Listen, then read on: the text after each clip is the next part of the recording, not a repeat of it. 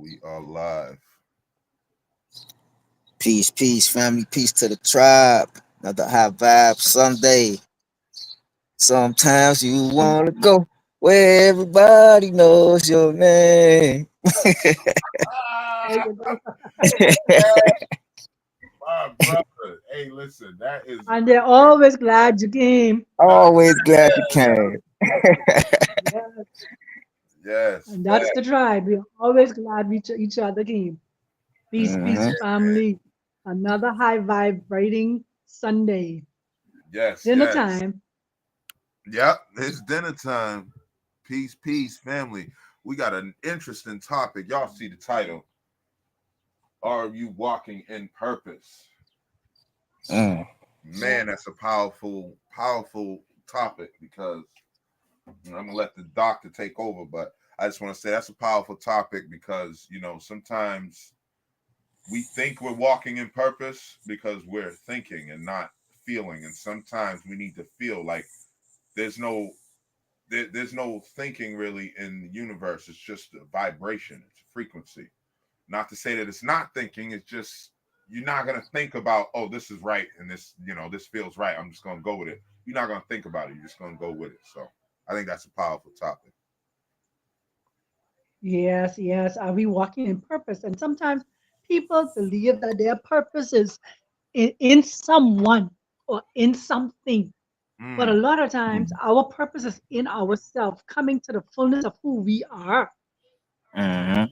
You understand? Knowing that we are on a journey, knowing that the end of our journey is to transitioning from life to life. Not even people say from life to death. We don't die. We do not die. We transition from life to life mm, because we're living Fact. in this carcass, this earth suit, this meat suit, and then when we leave this meat suit, we're energy, and we're now we're living in that what they call a spirit realm or in the next dimension. So a lot of times people believe their purpose is, oh, my purpose is I'm a humanitarian. My purpose is I'm a doctor. My purpose is I'm a mechanic. My purpose is I'm a lawyer. No, our purpose is to come to know ourselves, know thyself. Oh my gosh, that's your Facts. purpose. You need to wake up to the truth of who you are, knowing that you are a God, knowing that you have the ability to transcend life. You have the ability to telepath. You have the ability to come to the fullness of yourself and all the power that is inside of you. That's your purpose, is to find you, to know you. mm. Facts. Yeah. So, what would you say would be some ways to maybe know or feel confident that you are in your purpose? You know, what do you think about that? What do you think about being confident and knowing your purpose? A lot of And knowing that times, go ahead. no, I was just saying. So let's say somebody's listening and they like, um, well, I want to be in my purpose, but how will I know that I'm walking in my purpose? What would be your advice for them, for that person? First, that person who wants to know whether they're walking in their purpose, do you know yourself?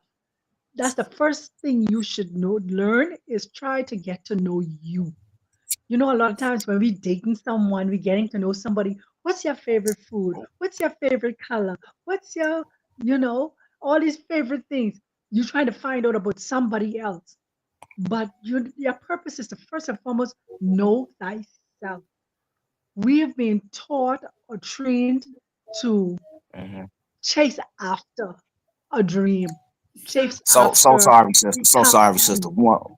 So sorry, sister. 1 second. Sorry to interrupt. Hey, Spec. Oracle's trying to tap in. Can you let her in? Oh, my bad. I'm off the I was on another channel. Let me Okay. Yeah. oh My apologies, sister. no, that was That's that no was a good problem. that was a good grab, brother, because she might have been sitting there for a minute second. Peace, sister. Hmm. Yes, the queen oracle, peace, peace. Oracle P. Peace, peace, peace, peace. How are you, our queen sister? Yeah, But please, Uh, Dr. Sublime, you was continue on. yeah, you Hmm. was cooking. yeah.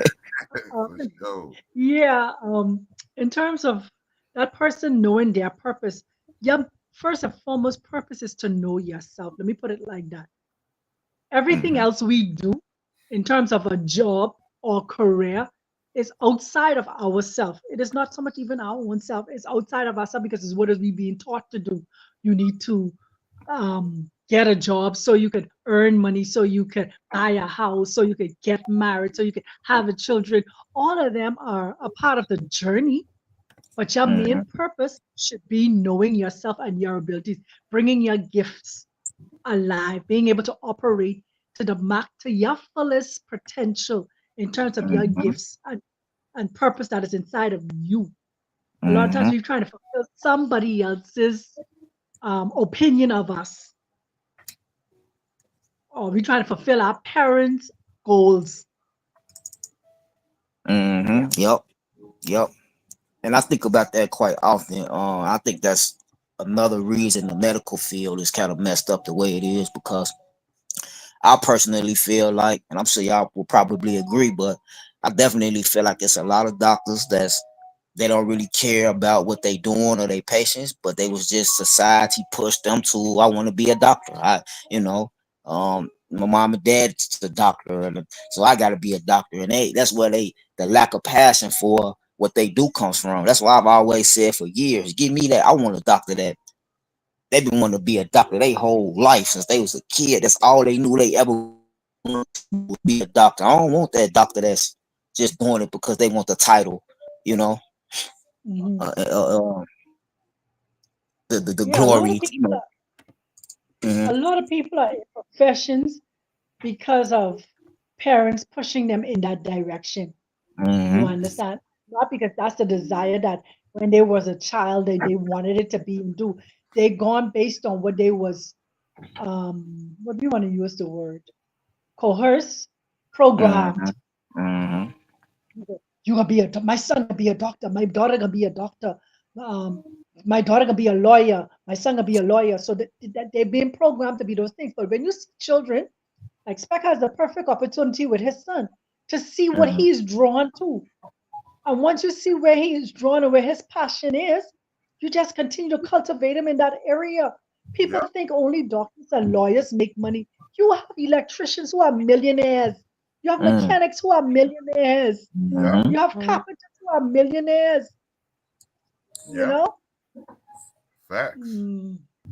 Yep. So we have to allow children watch them in their environment, give them the environment to be nurtured and to grow, and you will see who what the path that they're taking. You know. Hmm.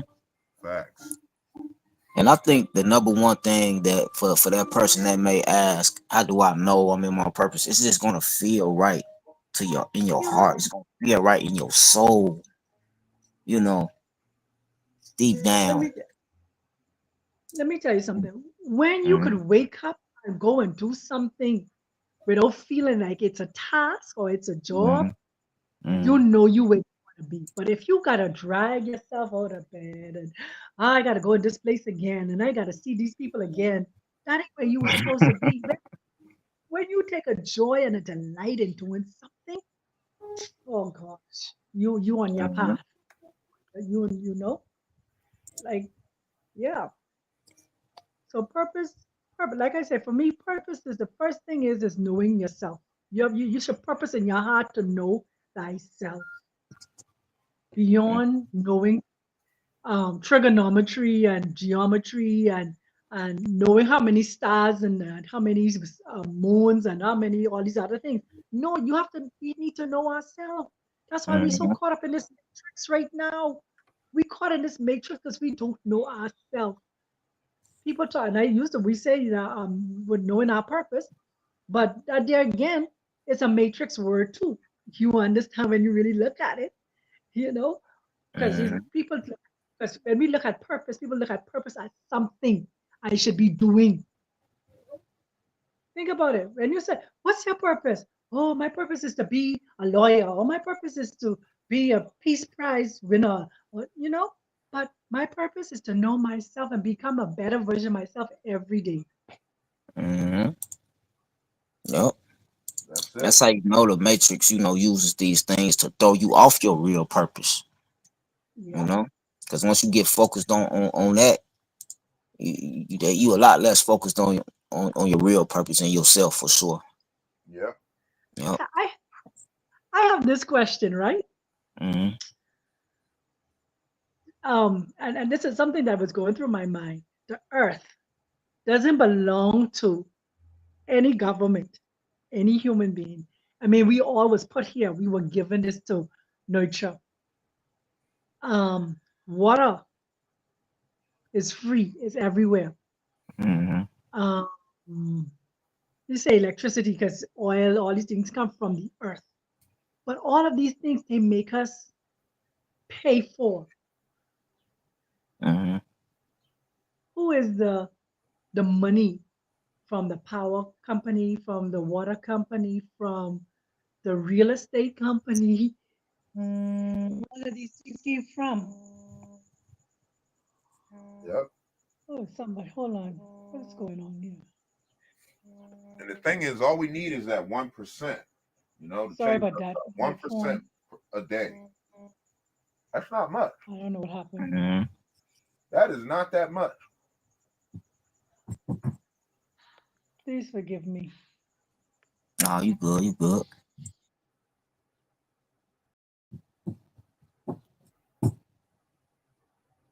Yep.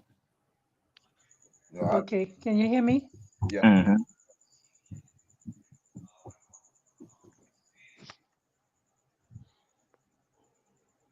But Sorry yeah, about that, family. you good, guys. But yeah, I was just watching the live. This brother named Mark Halton, and I know him. just yep. I love that guy. Yeah.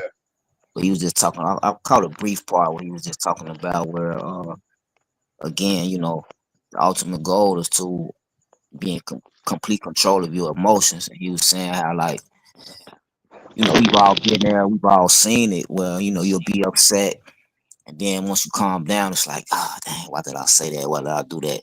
And even the same thing with being really happy. You can be in a really happy state and promise somebody, oh yeah, I'll loan you some money, and then be like, oh shoot, I really can't. I really don't get it. You know what I'm saying? So Yep. I think that definitely plays a big part in our purpose is emotional control when it's all said and done. You know. Yeah, we call it practicing emotional intelligence, being Hmm. balanced, Yep. being balanced in every area. Because, like you said just now, sometimes we're so excited and we make promises, and when the excitement calms down, we realize, oh goodness, no, I can't even do that.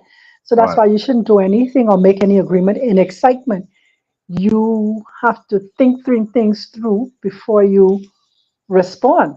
A Mm, lot of times we react to something instead of taking time to think about it and think it through and then respond, because responding is totally different from reacting to something. hmm. Yeah. I surely would. I know that firsthand. Just from this past weekend, I definitely wish I would have had a chance to think before I responded. However, chances are the messages never even got heard anyway. But I'm still, when I slept and I thought about it, it was like, you know what, this was a clear sign, and the signs were all there, yo. The signs have been there. It's just crazy. I never noticed them because I was caught up in the excitement and moving forward. You know what I mean, and tribe and all that stuff, but now that I'm thinking, I think back to the events like the God Fest and that mountain, and I'm just thinking back like, man, I noticed that, it was just like it was all about them, you know what I mean?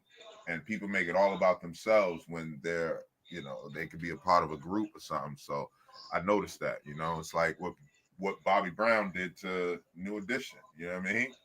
And don't get Mhm. me wrong, I love Uncle Bobby. I love my uncle, but you know, he he was just like, yeah, I'm gonna do it this way, and I'm gonna mess up, you know what I mean, what we got going here because my ego and I want to be the one, you know what I mean? So yeah, sometimes we don't even see this clear signs that's right in front of us because of the excitement. So yeah, you right. Mhm. Yep. We got to Yep. take a moment and think. Shout out to everybody in the chat, especially Yes. Roro. Welcome back. Oh yes, yes. Yeah. Yeah, man. Mhm. Y'all know we Another thing with purpose is this, right? message. Yes, Roro. And another thing with purpose is this. A lot of times we are afraid to venture out into our heart's desire, or some of us Mhm. are empaths, or some of us what you call it, tarot card readers, or all these other different things that we are able to do. But because we grew up in that regiment or that tradition of man that you only could go a certain way, and they demonized a lot of our spiritualities and our spiritual practices and stuff like that.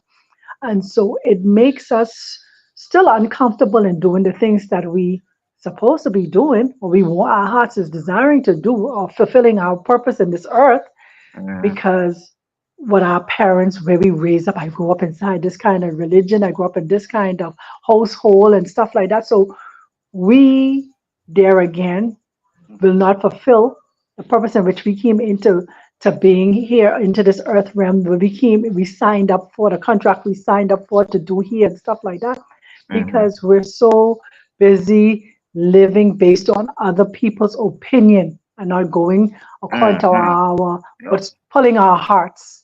You know, my heart wants to do this, my heart wants to travel and see the world, but um, I'm supposed to be a doctor. I'm supposed to be doing this, and I'm supposed to, at this age, I'm 35. I should be married and have children.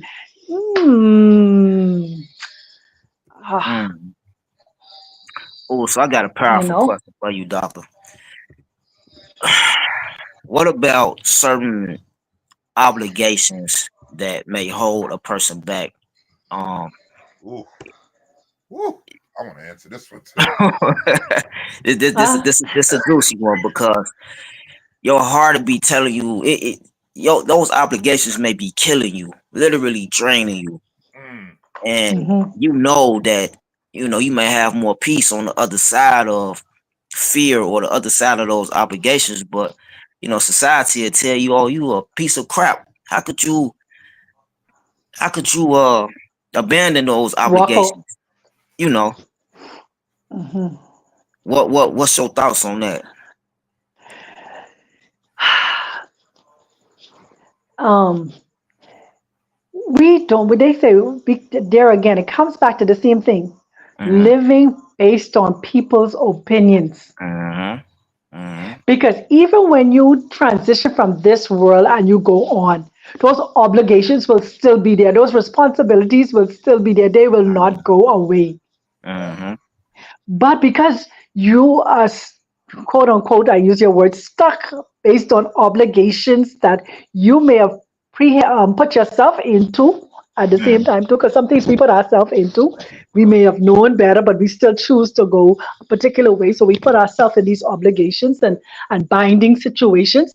So Mm-hmm. now it makes us to sit back and think, okay, how do I move out of this, but still be able to fulfill my obligations at the same time too? Because it's Mm-hmm. possible.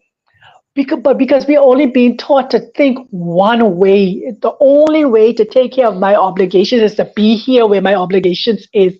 No, I'm all the way in Kenya and I'm still taking care of obligations in the Bahamas. I'm Mm-hmm. still taking care of obligations inside Barbados. I'm still taking care of obligations. You Mm-hmm. understand? Yep. Yep. So it depends on you and your relationship there. Again, knowing thyself. Your purpose is to know you first and foremost. Mm-hmm.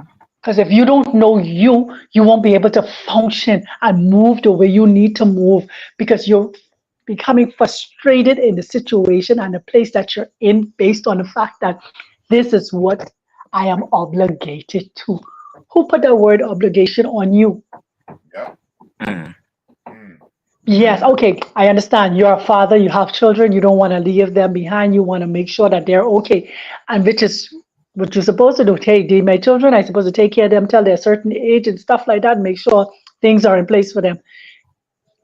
You can do that still. exactly. Yep, I agree. You could still do that from anywhere.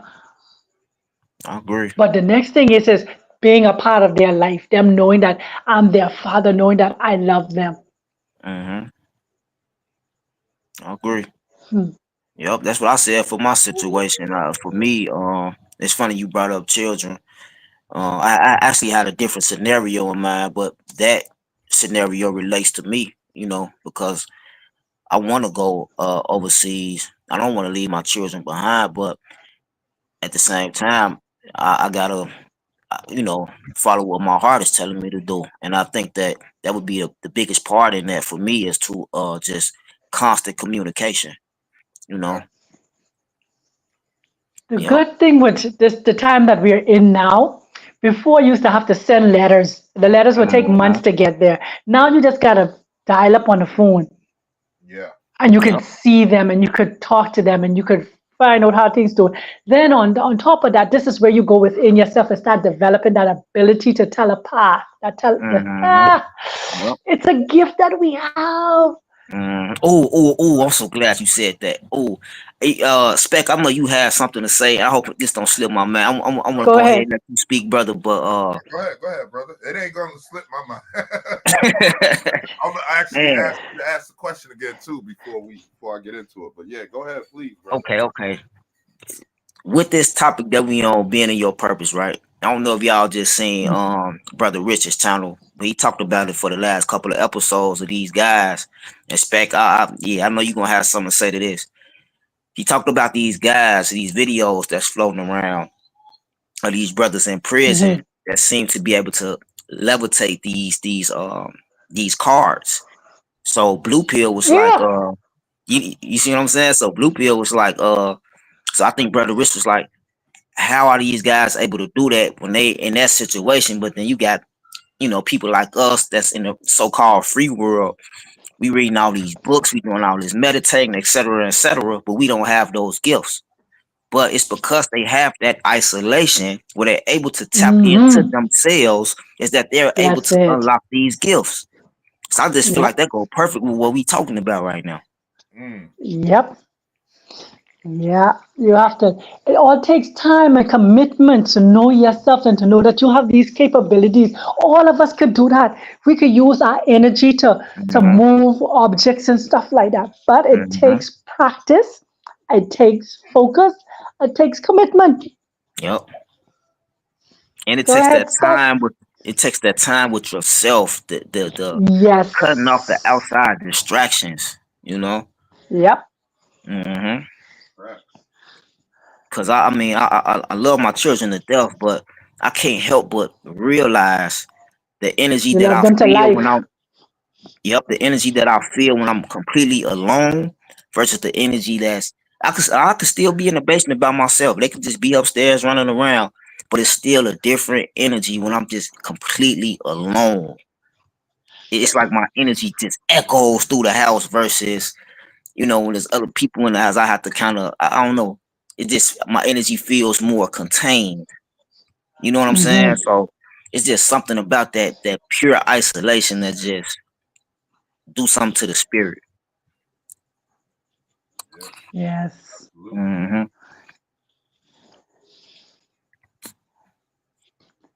Mrs. Spec, Yes, ma'am. go ahead, sir. Well, honestly,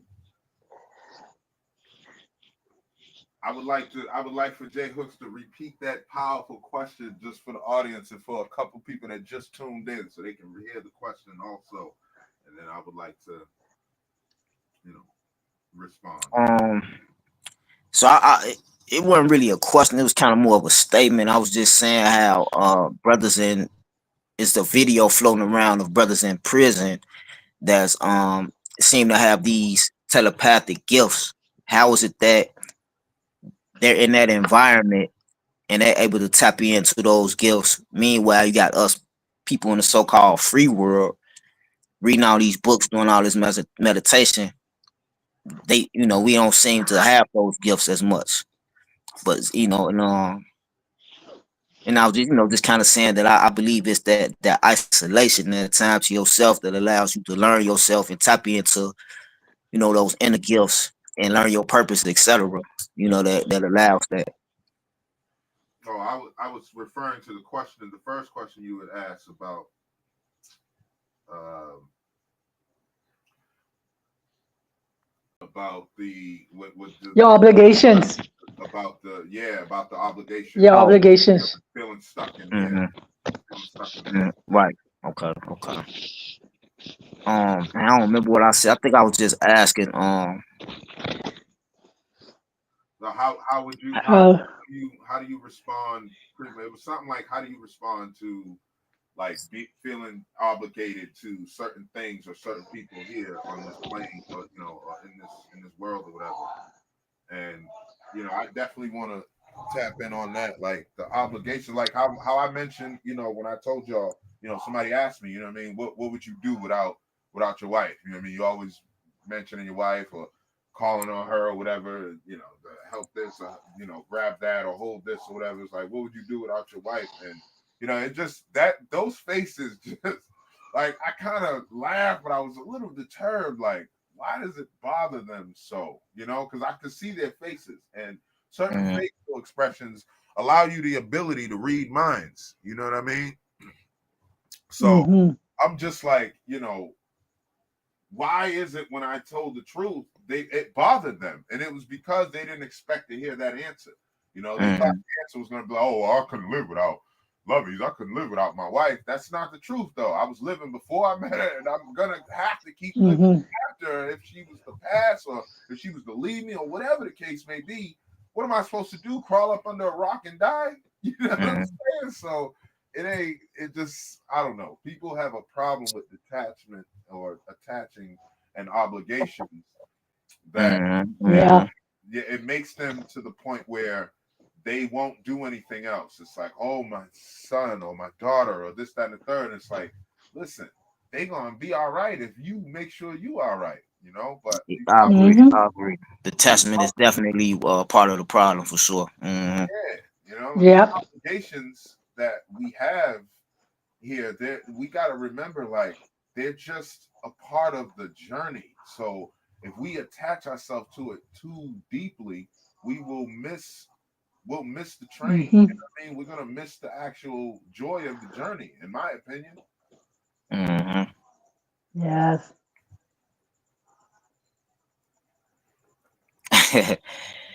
Man, shout out to Roro again. Yes.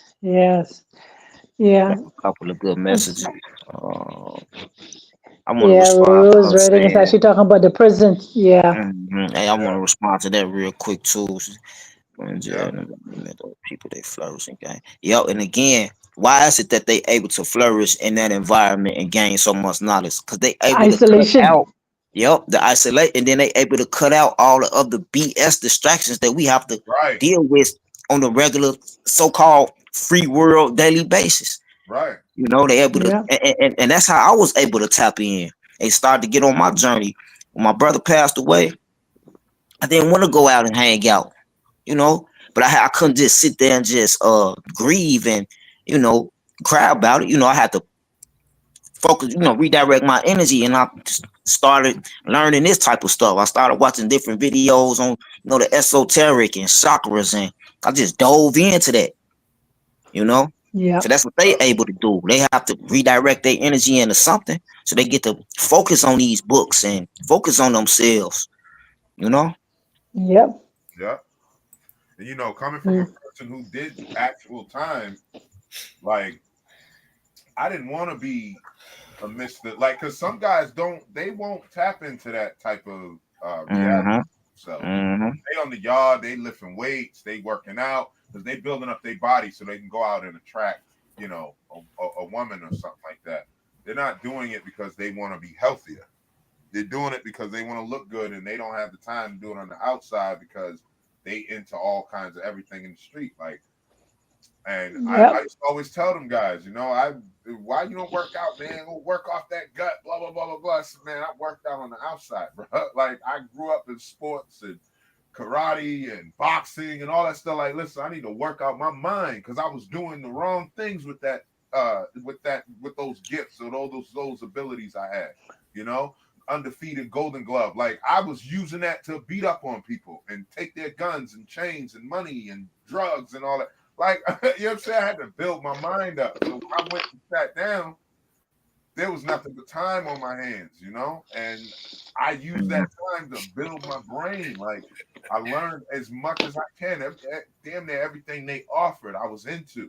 Culinary, you know what I'm saying? Went and became a chef. I was learning Money Smart and business, you know what I'm saying? And blueprint reading. And I just went to everything I could do.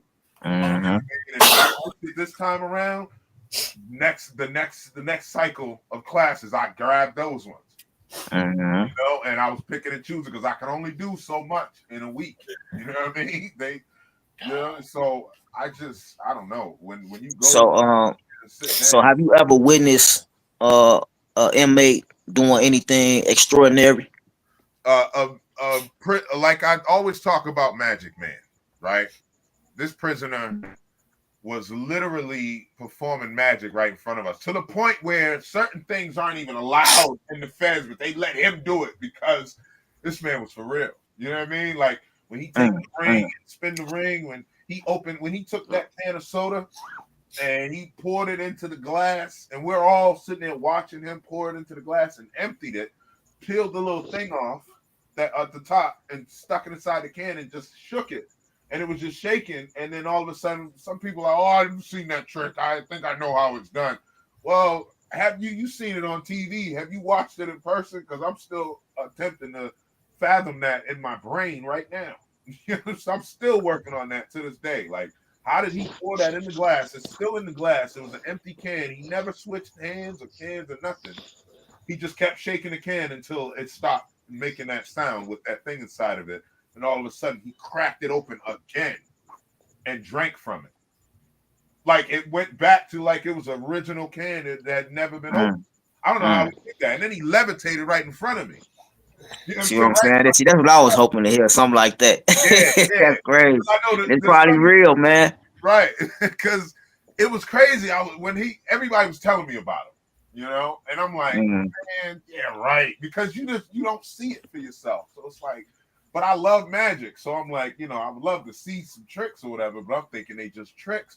But when that man levitated in front of me, and he's in the prison with us, I think he was in there for fraud or something like that. But then when he told me like how much he paid to learn this stuff, he paid over 20 grand just to learn. I was like, wow, no, there's some realness to what he's learning. It's almost like you was to learn from a shaman or a voodoo master, and they charge you 20 grand, but they show you like, look, you're gonna be able to heal people, you're gonna be able to do this, man, you're gonna pay that 20 grand, right? So yeah, that man literally levitated right in front of me. His both feet came off the ground and he hovered there, and I was like, I was amazed. I could not believe it. And we was in the schoolhouse doing something, making some. That's proud, man.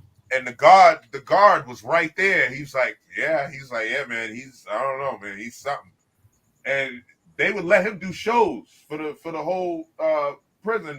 The COs and the guards would come too, because they don't usually allow stuff like that. But because he was really doing it, like birthday parties, stuff like that, they let certain stuff go on just because he was that amazing, man. It was unexplainable, some of the stuff he could do.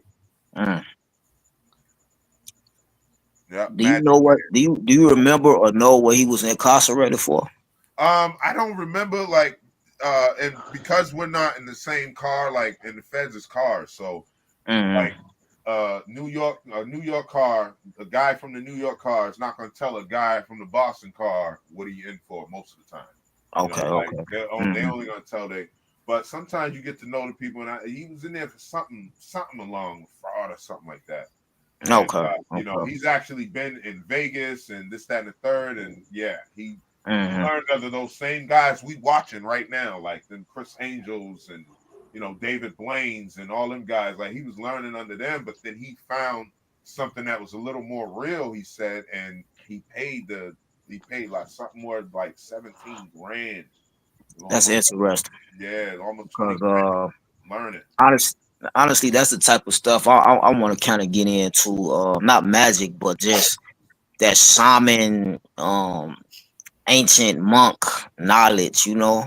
I would like to be able to levitate and have some of these uh spiritual powers or whatnot. To me, I think it's magic. I think it's all magic, brother. Whether you a Hmm. shaman, whether you read in minds, whether you're speaking to the dead, whether you're a psychic, I believe it's all magic within us that we just don't know how to activate. And once we activate it, one can call it a miracle or you can call it magic. Either one, if you look in the dictionary, it's the same description, Hmm. different Hmm. words to explain it. You know what I mean? So that's where I'm at with it anyway. Hmm. Yep. Yeah, it's a, and that's the thing. It's a part of your journey. If it's something you desire, you purpose in your heart that hey, this is what I want to learn. Um, it's all about. Let me tell you something. It ain't the amount of time. If you could separate yourself for 30 minutes a day, 10 minutes a day, but it's the consistency of doing something. Hmm. The more you practice it, the more you consistently doing it, the better at it you become, the more focused you become, and then you will see that it manifests itself, and you'll see yourself levitating, you'll see yourself moving objects from one part of the room to the next part of the room because you dedicated and committed yourself to doing that. Hmm. Yep. I Yeah, I found I met myself. someone I'm who sorry. Go could ahead. Hmm. I met someone here who could telepath. They but they send their spirit first and survey the room and see what's going on inside there first. And once everything is good, then they bring their body along and then they just knock on the door and people like, how you get you so quick? I was Mm. like, what? I wanted to learn that so badly. I was like, oh goodness, can I be your student? But Right. they live so far away from me. They live at the mountain and I'm at the sea. Mm. Okay. Okay. But today, I'm talking about these people still do these things today. Yep. Some people they call it astro projecting. You Hmm. understand? Hmm. Yep. Yep. You're in a room where somebody having a big conversation about you, then you leave and then you come back and tell them everything they said. They'll be like, "Ha! How you know this? You was listening." Yep. All of these When I things was in is Africa, that was something that I was hoping to experience. I was hoping to experience meeting some old, super old. He like 170 years old. The whole mm, village, the whole tribe is protecting him. He in a hut all day just meditating. You know what I'm saying? He got locks that's all the way down to his ankles. And I was hoping to experience like meeting somebody like that could just I don't but know, and you know. and you was in the perfect area to meet somebody like that because that's where I Ah, met I met a gentleman that was 125 in that same area where you was staying. mm, That's the area of them people, man. You know what's crazy? yeah, All the videos of people doing extraordinary things are outside of America. I noticed. yep, yep. They're Bunch of all Yeah. videos. over. Yep, in them foreign countries, in those less less luxurious looking places. And Yep. it's normal to them. Yeah. Yep. That's a normal thing. Yep. Yep. You know, uh, Jesse used to. I praise Tapped In because he could probably put it in the comments. The You can put in the comments the video, but he shared a video where this guy was like he's on video, and it's like one of those old camcorder type videos where he's like recording himself healing people and electricity coming out of his hands, and he's just doing all Mhm. these different things, and it was like, wow, man, we've been so removed from ourselves, Mm-hmm. Yes. Back there Yep. is we got to connect. We got to Yeah. get together. That's what I that's what I plan on doing. Oh goodness. Yeah, it's definitely alchemy. Yeah. Mm-hmm. Yeah. But yeah, I definitely hope you get a chance to meet that guy again, sister. You know, definitely Listen, spend all time the with him. other what I doing now is I'm practicing what you got. I know I learned that crows can talk. So I have crows that come on my thing all the time. So every day I go there and I talk with them because I'm waiting for them to talk back to me. So I Mm-hmm. feed them and everything. But now one is getting a little bit more comfortable Mm-hmm. with me. So I'm Mm-hmm. seeing him come closer and closer, and I put food inside the house. So I see him come inside the house. I say, okay, okay, yeah, yeah, this thing getting real now. So I Right. tell him the other day, I just want you to say hello. And look, he turned his head and look at me, look at me. So I'm telling you, just we have these gifts, man, to talk to Mm-hmm. animals and all these different things. Mm-hmm. Purpose, know thyself.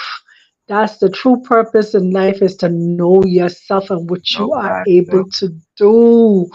If Mm-hmm. you do, you will live your life and go on and never fulfill, never knowing yourself, never knowing that you have the ability to bend iron or bring fire from your hand. Oh my gosh! Or speak to the water and tell the water go back, and then the water go back and tell the water come to you, and the water come. Man, listen, I see. I wish I could tell you Mm-hmm. all the things I've experienced. Ah, Mm. know thyself, man. That's all I could say. Talk about it. Talk Spend about it. time with People need to hear it. spend time with yourself, So, and you have this ability. That I went out to the beach and let me try this. Let me just try it because I saw a gentleman in Congo did it. He spoke to the water mm, and tell the water go back, and the water went back. He tell the water come, and the water came. I went out to the mm, beach right here in Malindi, and I sat and I said, okay, and I meditated and I breathed. I did my breath work and stuff like that. I said, now, water, if you could hear me, I want you to come all the way up to my feet. Hey, listen. I do that once. It didn't come all the way. I did it again a second time. It didn't come. The third time I did it, it came all the way up to my feet. mm, And then it went all the way back and went back out. But we have these abilities, man. I'm telling you, because I'm mm, practicing them. That's why I said, just I want to know myself. I don't want to leave this world not experiencing everything that I have the capability of doing. Right, mm, mm, right. And at least I don't want to go And that's without giving purpose. it an attempt. Don't leave this. Huh? I No, didn't hear that. no, I was saying at least not going before you attempt it. You know, you may attempt it all your life and you may never be able to Yes. actually do it, but at least you attempted. You know, but it's tough to watch Yes. some people, like, you just know they have greatness in them and that they're gonna perish with all that good stuff still stuck inside of them. You know, they mm, never Yeah. actually pull it out of themselves. And that line, I recite it all the time, but it's because it's a part of my life now. I'm like, man, I got to dig and keep digging deep and go deeper and deeper.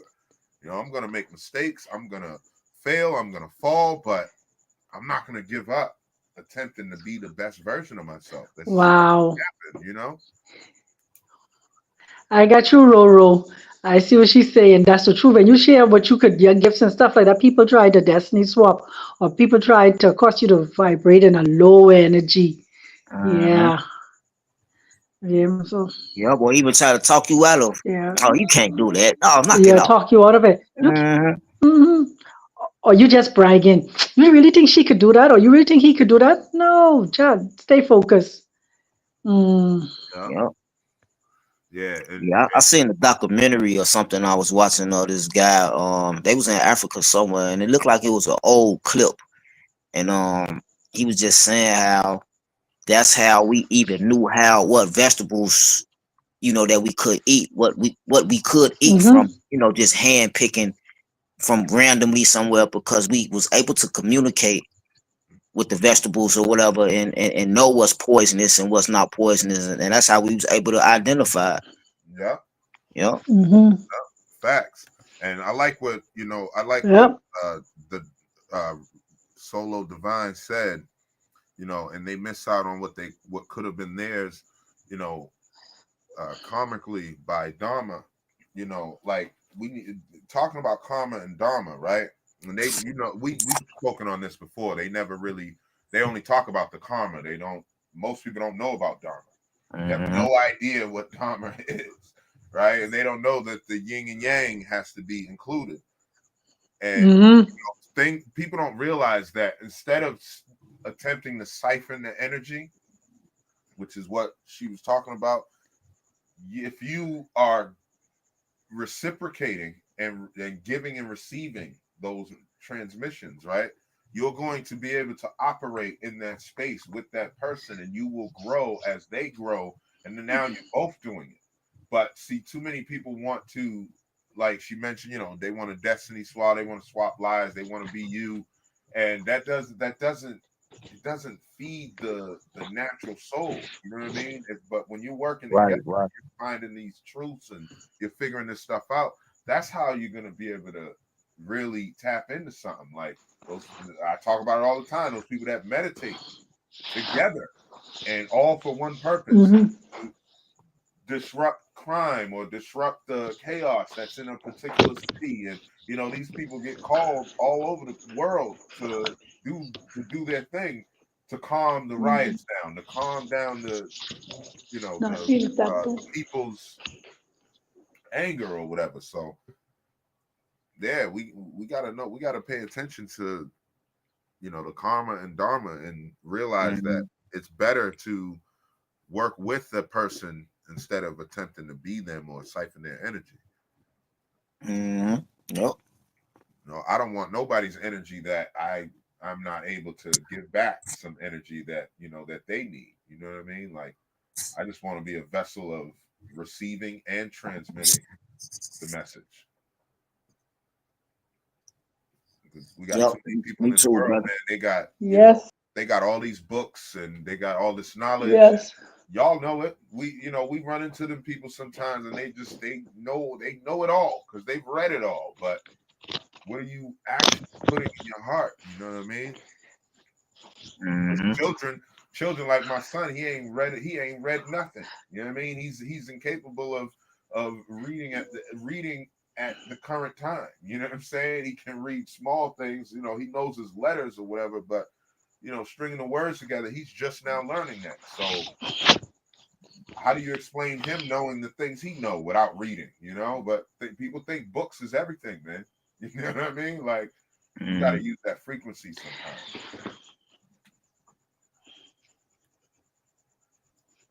Yeah, but the thing is, with him, his age, and he's hanging around adults, and he's hanging with you, he would definitely get some of that download from you. But there again, him being young, he's still close to source. Yep. So a lot of times, I like what Roro said. A lot of people don't believe in the Most High. They don't believe in the divine creator. They don't believe in source, and so you miss out on so much.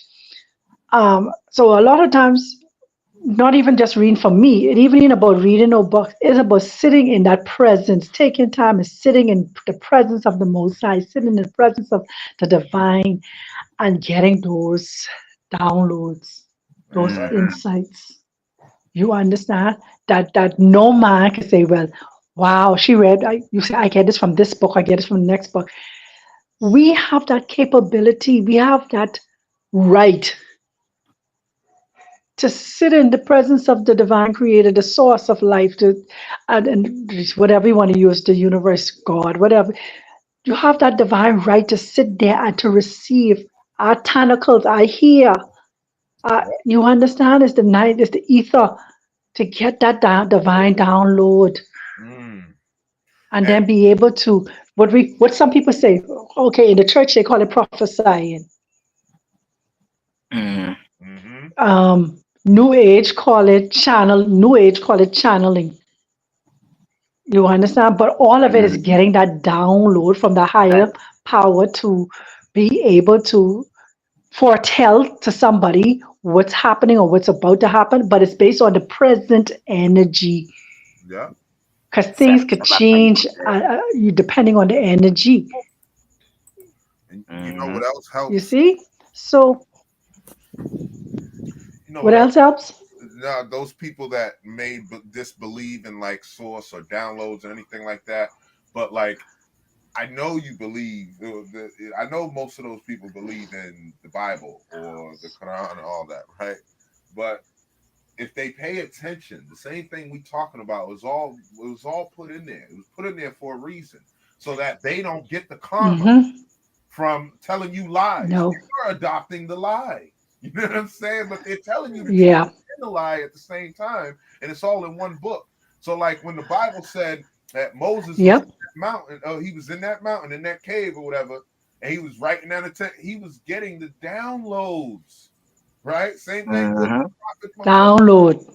He was getting Mm-hmm. downloads because Prophet Muhammad was illiterate. He couldn't read. And the angel squeezed him and said, Okay. read. He said, I can't read. He said, read. He said, I don't know how to read. And he squeezed him again and said, Yeah. read. And he just started reading. So it's Mhm. like, you know, if you could believe that, how is it so far-fetched to believe that, you know, this thing is real, this download, this source is real, you know? Yes, you literally could get it yourself. And Source even is real. physical, You know, what they you could literally sit there and get those same downloads. yeah. Yeah. And I That's love why that's why in order for you to know your purpose, you have to know yourself. facts. And I love the Queen Oracle's post today, man. I don't know if it was today. I turned my phone on today, so it might have been a day or two ago, but she had posted this one young lady, you know, and she was just talking about how she gets downloads and she kept asking, and it was just a amazing video to watch. And I actually have it loaded in, you know, just in case I Hmm.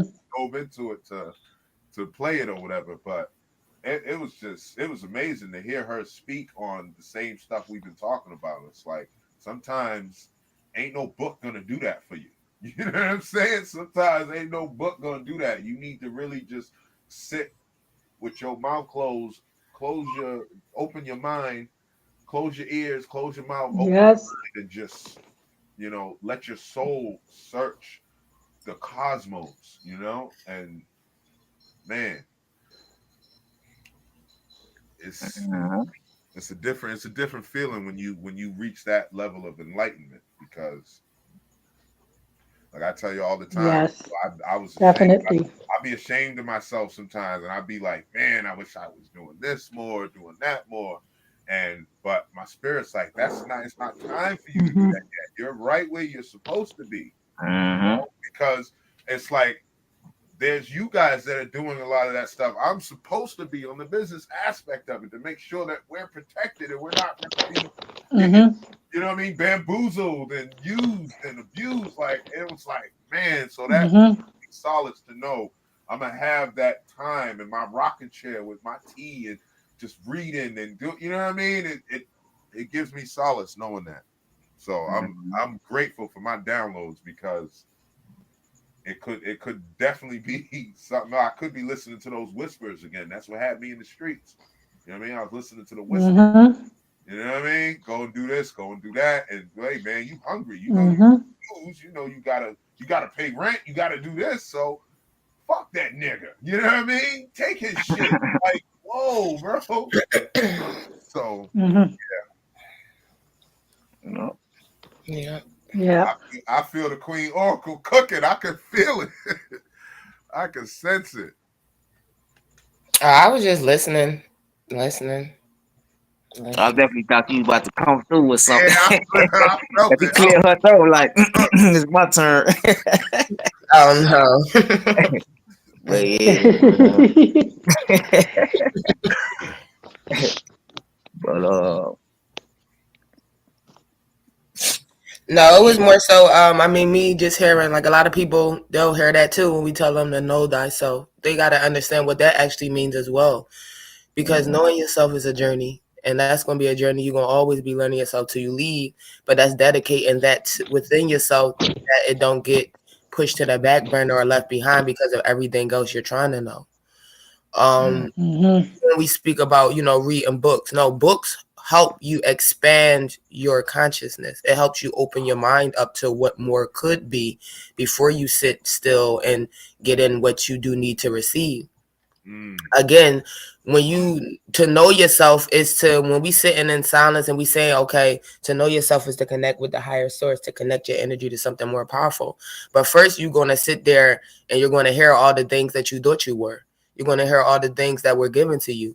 So to know yourself, releasing those things that don't fit you, those aspects, or like you said, like y'all was saying, those obligations your parents or family put on you to make you think that's who you were, but deep down inside, it doesn't resonate with your vessel. So as you decide to sit there and be still, first will come up all the things that don't resonate with who you are. And you have to use your discernment to X things out and pick things and plug it in where it fits into where you are. Because even if you're not learning yourself and releasing things that are not part of who you are, even when you sit still, those messages are going to be mumbled. Those messages are not going to be messages of the higher source. They're going to be messages from that self you created. Yeah.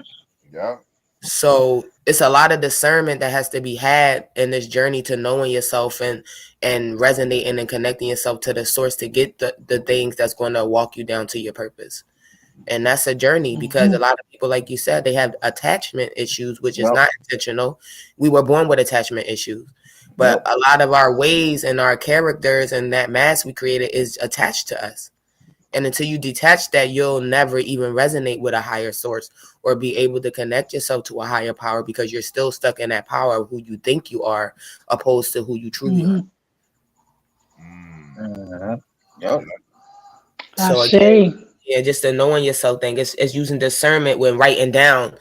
I would take a book when it comes to knowing myself. Write down things that resonate with you spiritually, internally, soulfully, and then write down the things that you might do it or it may feel right, but deep down inside as you write it, it's telling you, no, that ain't it. That ain't you. That's not you. And you can even sit and think, where did I get this from? It'll resonate back to a friend, a cousin, a family member, maybe a last relationship. Those were things you put on you that create you, but that's not yourself. That's not you. That's just who you opted in and felt you were obligated to be. I see.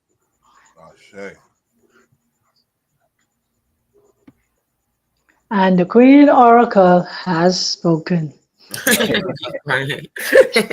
We appreciate you, Queen. We appreciate you. Yes. Yeah. Walking in purpose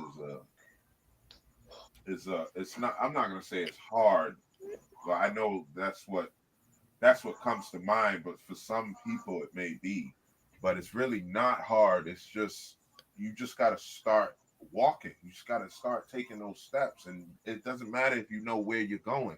First step, the first step. As you're walking and you're walking aimlessly, somebody drops you in the middle of somewhere. You have no idea where you are on the planet. When you start walking, eventually you're going to figure out where you are, what you're doing, what you need to do tomorrow, what you need to do today, or for the present moment. You just need to take the step. But if you just stand there nervous, you're going to be fooled to some animal, you're going to be fooled to some person who's looking to exploit somebody else. Like, you got to start just walking. Just take those steps.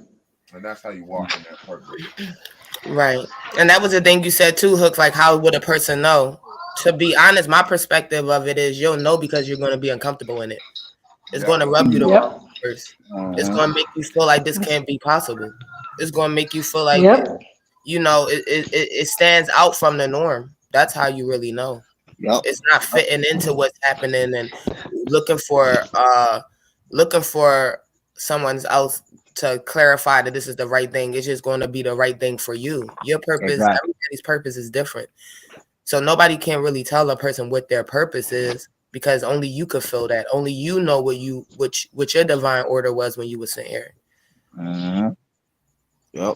But the big thing is definitely uncomfortability. You're going to be uncomfortable, and that's a good step. That's the best step you can take is that uncomfortable step. Facts, and that's what I was literally just getting ready to say. I wanted to add to what Spec said. He said it's not hard. I think it is, bro. I think it is hard, and that's why so many people, don't choose to maybe follow what their purpose is, because it's easier to just go along with what everybody else wants you to do. It's gonna take some strength to say, you know what, no, I'm stepping out on my own too, because you're gonna get criticized and made to believe you crazy, you tripping, and all that stuff. So it definitely gonna take some strength to stand up against all of that. For sure. And I'm- it being hard makes the best part of the whole journey. It gotta be hard. Yeah. We always seen what easy look like. We've been in easy for a long time. Yeah. So it has to be hard. I want to back y'all both up on that uncomfortable and do Yes. when you first sit Indian style, if you ain't done it in a while, it's uncomfortable. You understand me? When you first seem hard. Like, how they doing this? Right. It seem hard, but it's not really hard. It's just you're not used to it. It's not hard. Nothing's really hard. It's just you're not used to it. So it's best to say, oh, yes, it's uncomfortable, than to say, oh, this is too hard, or I can't do it. Like, those words just, can't and try, and like those words just don't resonate with my spirit. So I stopped saying them. Like, I can do anything I want to do. Anything. Good or bad, whatever you may perceive it as good or bad, I can do anything. I have to put my mind to it. I got to work on it. I got to, go through that struggle and to go through that pain of it being uncomfortable. My legs hurt, my knees hurt.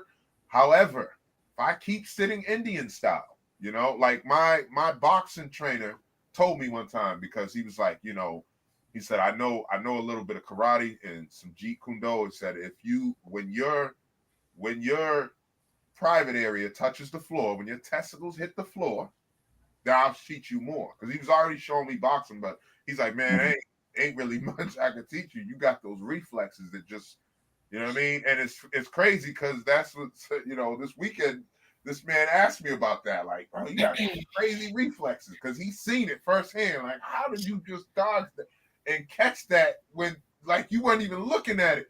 And I explained to him how I got into boxing. Like, somebody saw that and started to encourage that trait in me. And that's why I was able to become what I was in boxing. You know what I mean? And underground at that, which is very difficult because the rules are different. However, I learned that, it's not about the uncomfortability. It's about doing the work. So when we do the work, it comes out. You know what I mean? So.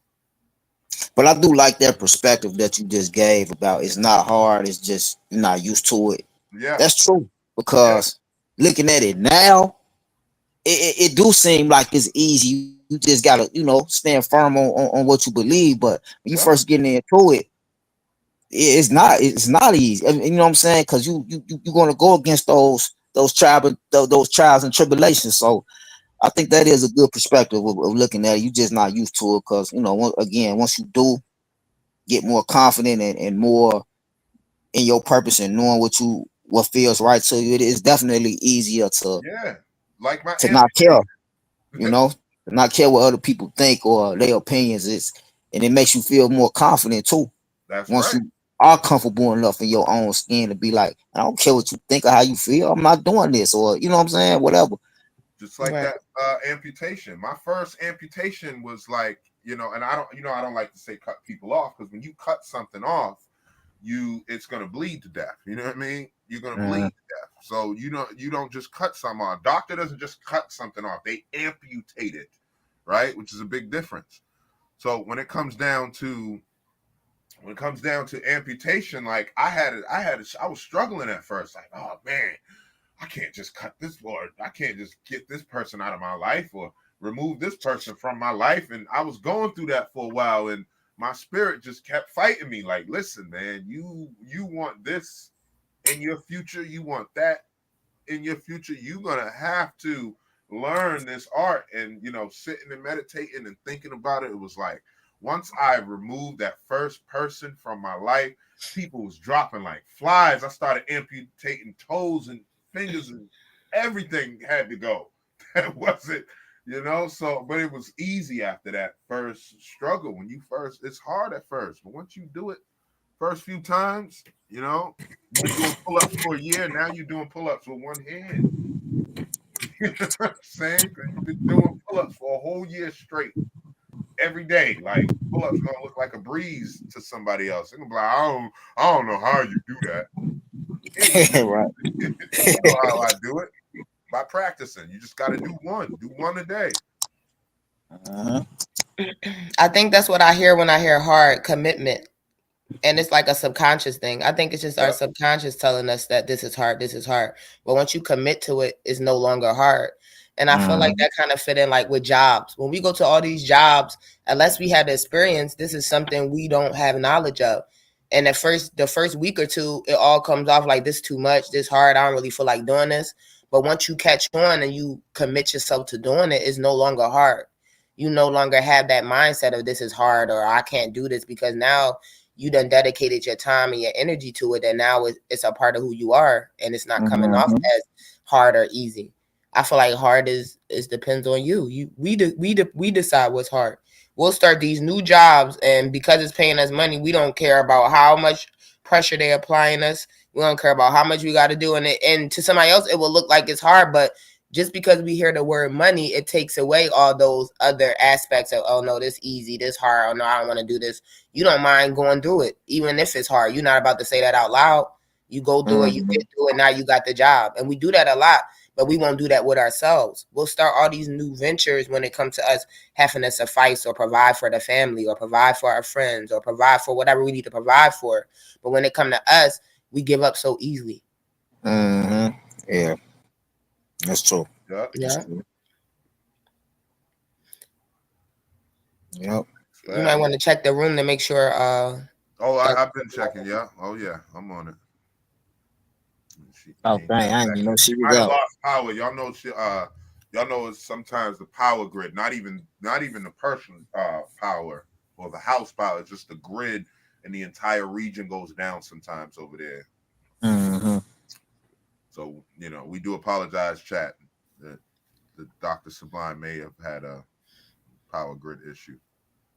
She can tell. Yeah, that was definitely kind of a regular problem over there, that everything would just go out. But they usually get it back up and going pretty quickly. Yeah. You know? Roro the Solo, I saw your comment. It says, right now I'm doing some studying for work and I'm studying seizures and epilepsy. And the side effects of these seizures and epilepsy, let me tell you, it sounds like people that are ascending. And when you said and I read it behind you, it was like, wow, are they ascending or are they having a power disconnect? Like my perspective is, what came to my mind is, are they trying to like be in two worlds at one time? Is their energy being shifted where the power is up and down and it's not giving them a full power to perform in this vessel as they should? Or are they trying to, is it like they're having this spiritual experience where their spirit and their vessel was pulling at each other? Like I don't know, it's a lot that come with that, but that's definitely a good way to look at it though. It's definitely something with energy going on there. Yeah, absolutely. For sure. Yeah, that's deep. I never even thought about it like that. Yeah. I used to have, I used to have seizures when I was young, my mom used to say. But I never had them as an adult. So I don't know.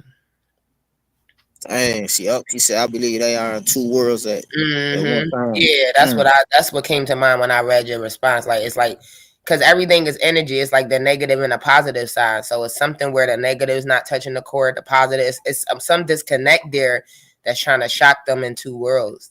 I mean, that's just a perspective, but yeah. And you know, it's good we have these perspectives, because then, you know, somebody who does frequently have them may be able to tap in and, you know, one day say like, or, you know, this is what I see when I'm going through that, you know, and that will definitely paint a picture in our mind, you know what I mean? So like my brother Shake, man, his lady has seizures and whatever, and actually the police officers caused one, you know what I mean? And that same video that's got, you know, like over 27,000 views on my channel, that same thing, like the battery died on the phone. However, he, they pulled and yanked her out the car, broke her tooth, and caused her to, go into an epileptic seizure. It was like, man, we don't know what's going on with that, because that person might actually have been like attempting to fight back with energy, and then it caused them to, man, we don't know. We just don't know. Yeah. And there's definitely some good thoughts to be had around that. Yeah. Definitely something that makes me want to do a little homework on that for sure. It's interesting. Start looking at the etymology of epilepsy. Yeah. See the deep rootedness and what that actually means, because a lot of things is deeper than just the word. The words put together can really let you know what's going on within as well. Yeah. Because what did they call it in like those like ancient times, like Socrates type days? Like, what do they call an epileptic seizure? You know what I mean? They might have used those people as oracles. And you know what I mean? And we just we haven't discovered that knowledge yet, or come across that, you know what I mean, that ancient text yet. There's so much of this world that we haven't yet to discover, and so much has been hidden from us. We can't rule anything out yet.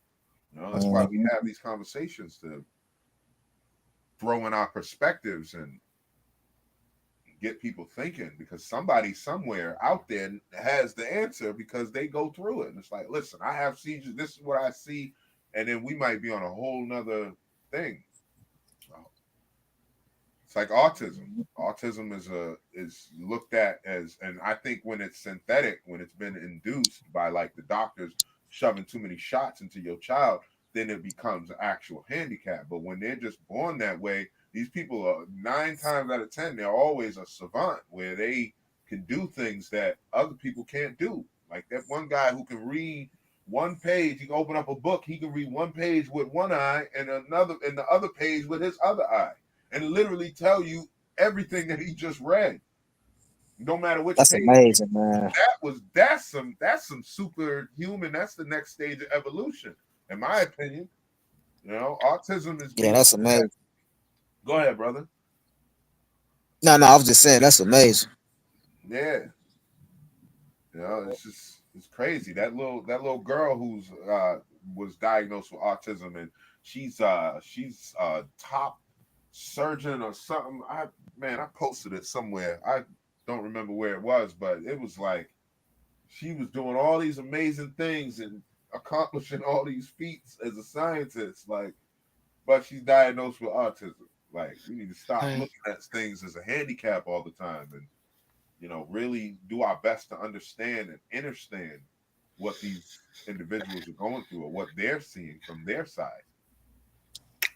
I feel like that's the key word in all these diagnoses, though, when you hear handicap, because that's the point of them diagnosing you, to handicap you if you believe in it and intentionally put your force or energy into believing it.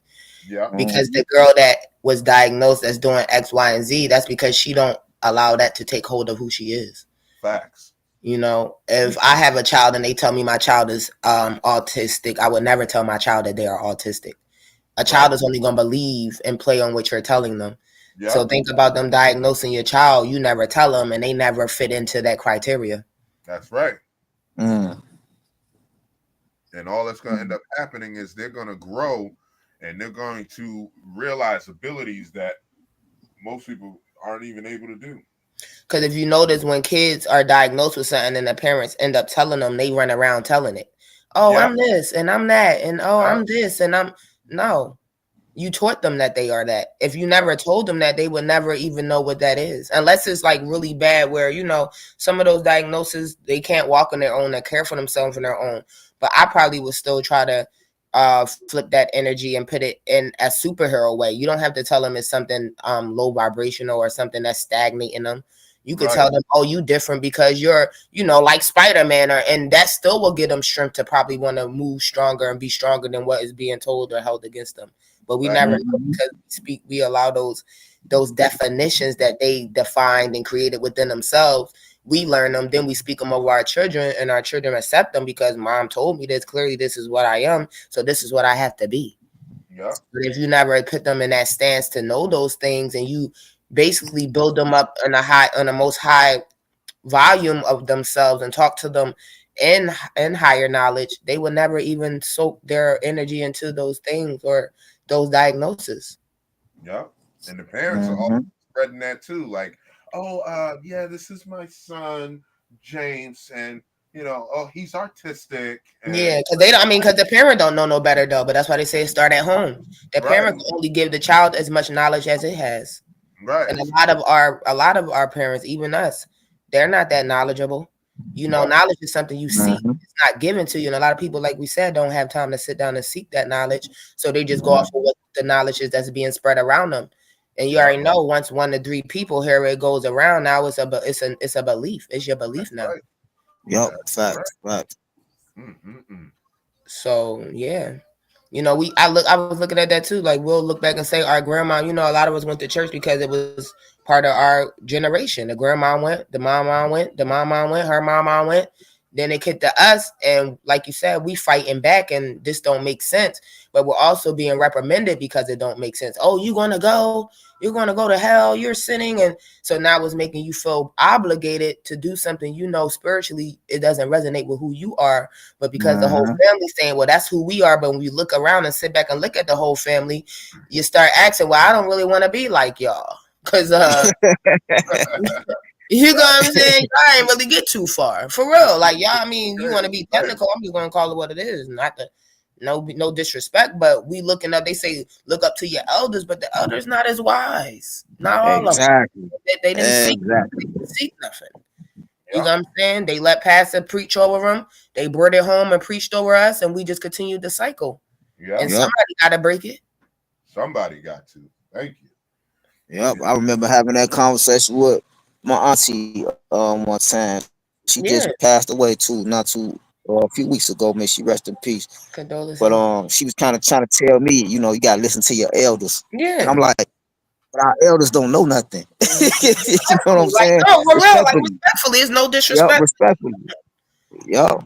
Yeah. But it's like just because you are older in age, that don't make No, that don't make you wiser. time don't make you wise. Yeah, it doesn't. Time don't, you know what I'm saying? Mhm. It's experience. It's like you said, seeking knowledge that makes you wise. Right. You Mhm. know, Yeah. if you lived your whole life in a box in a shelter, you know, you haven't experienced things out there in the world, so you don't have no knowledge of that. So Right. that don't make you wise just because you older. Right. Yeah. Right. You You only know, can tell me as far as your mind go, as far Right. as the exactly. experiences you have had. So to tell me to not tap into a different experience outside of something you didn't experience, who are you to put a block on me right there? Fact. Hmm. No. And they put a lot of blocks on you in school too. I remember when I was in third grade, second and third grade, it was like they sent me to a special needs class, and I would volunteer with those individuals who were like in the wheelchair. They couldn't really walk and they couldn't really talk, and I volunteered with them. And they were in my class, and it was like I understood them a little differently than I was taught to. It didn't matter what they said, and they used the words like mentally challenged or retardation or whatever, and I didn't get that from them. Even though they couldn't talk, I saw like peace and tranquility, and it was a weird feeling. And I always grew up remembering that, like, why was they so different, and why were they so happy all the time? You know what I'm saying? Like they didn't have no care in the world most of the time.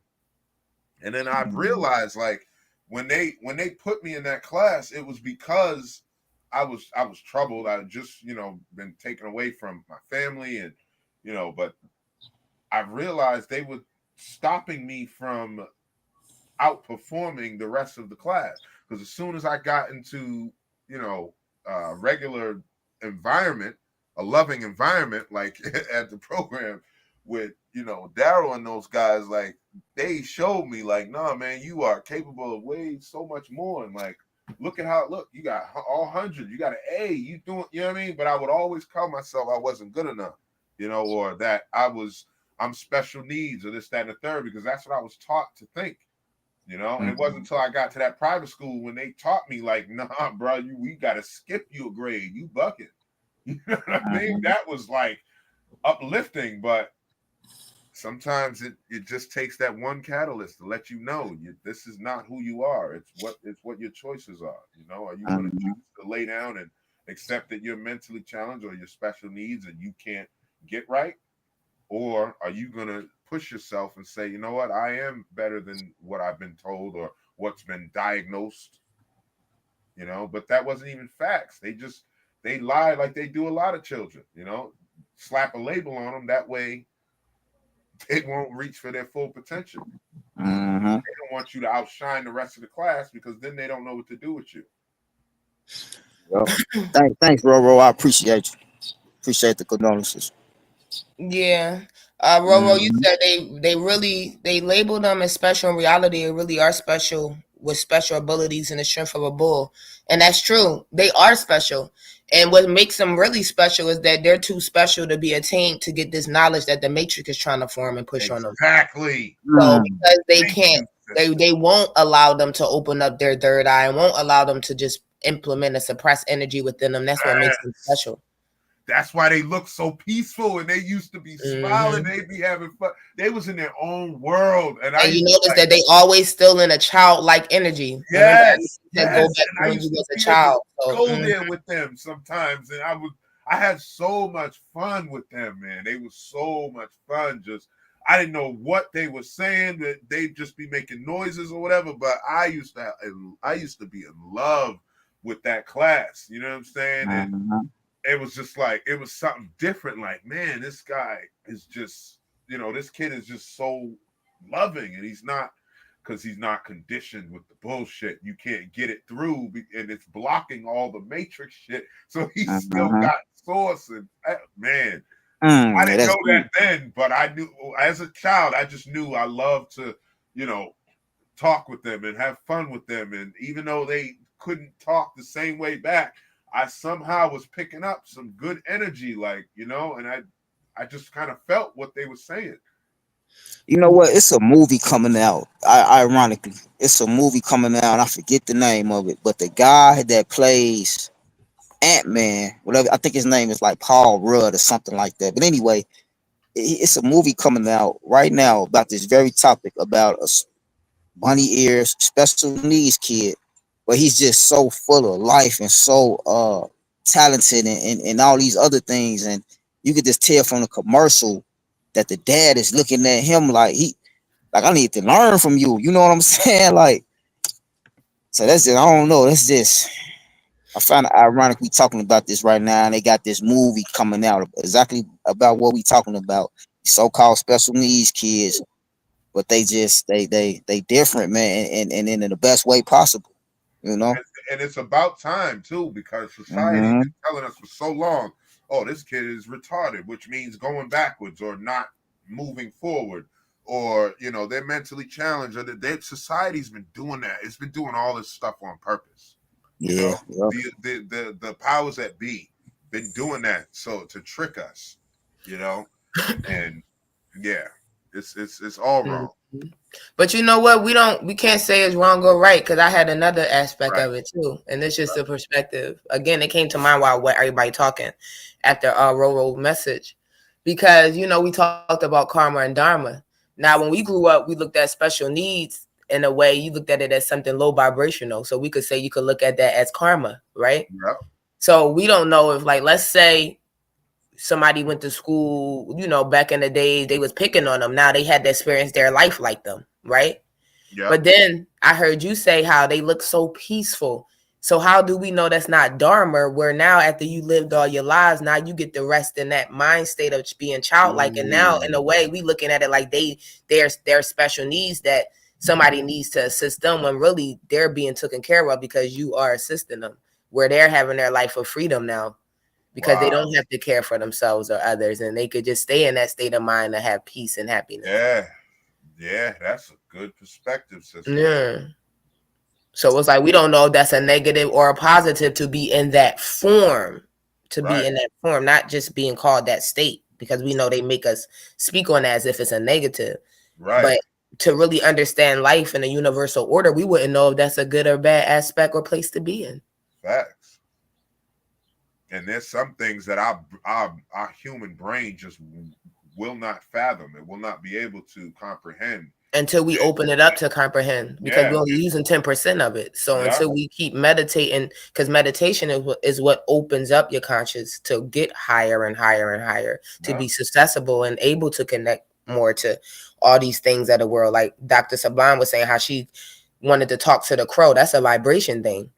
That's an energy thing. You can get your energy that high that you can speak to the birds and the bees and the water and the trees. It's all about your vibration and your knowing too. What do you know to be true? Not what you believe. What do you know to be true? Well, because your knowing is what creates your reality, not your belief.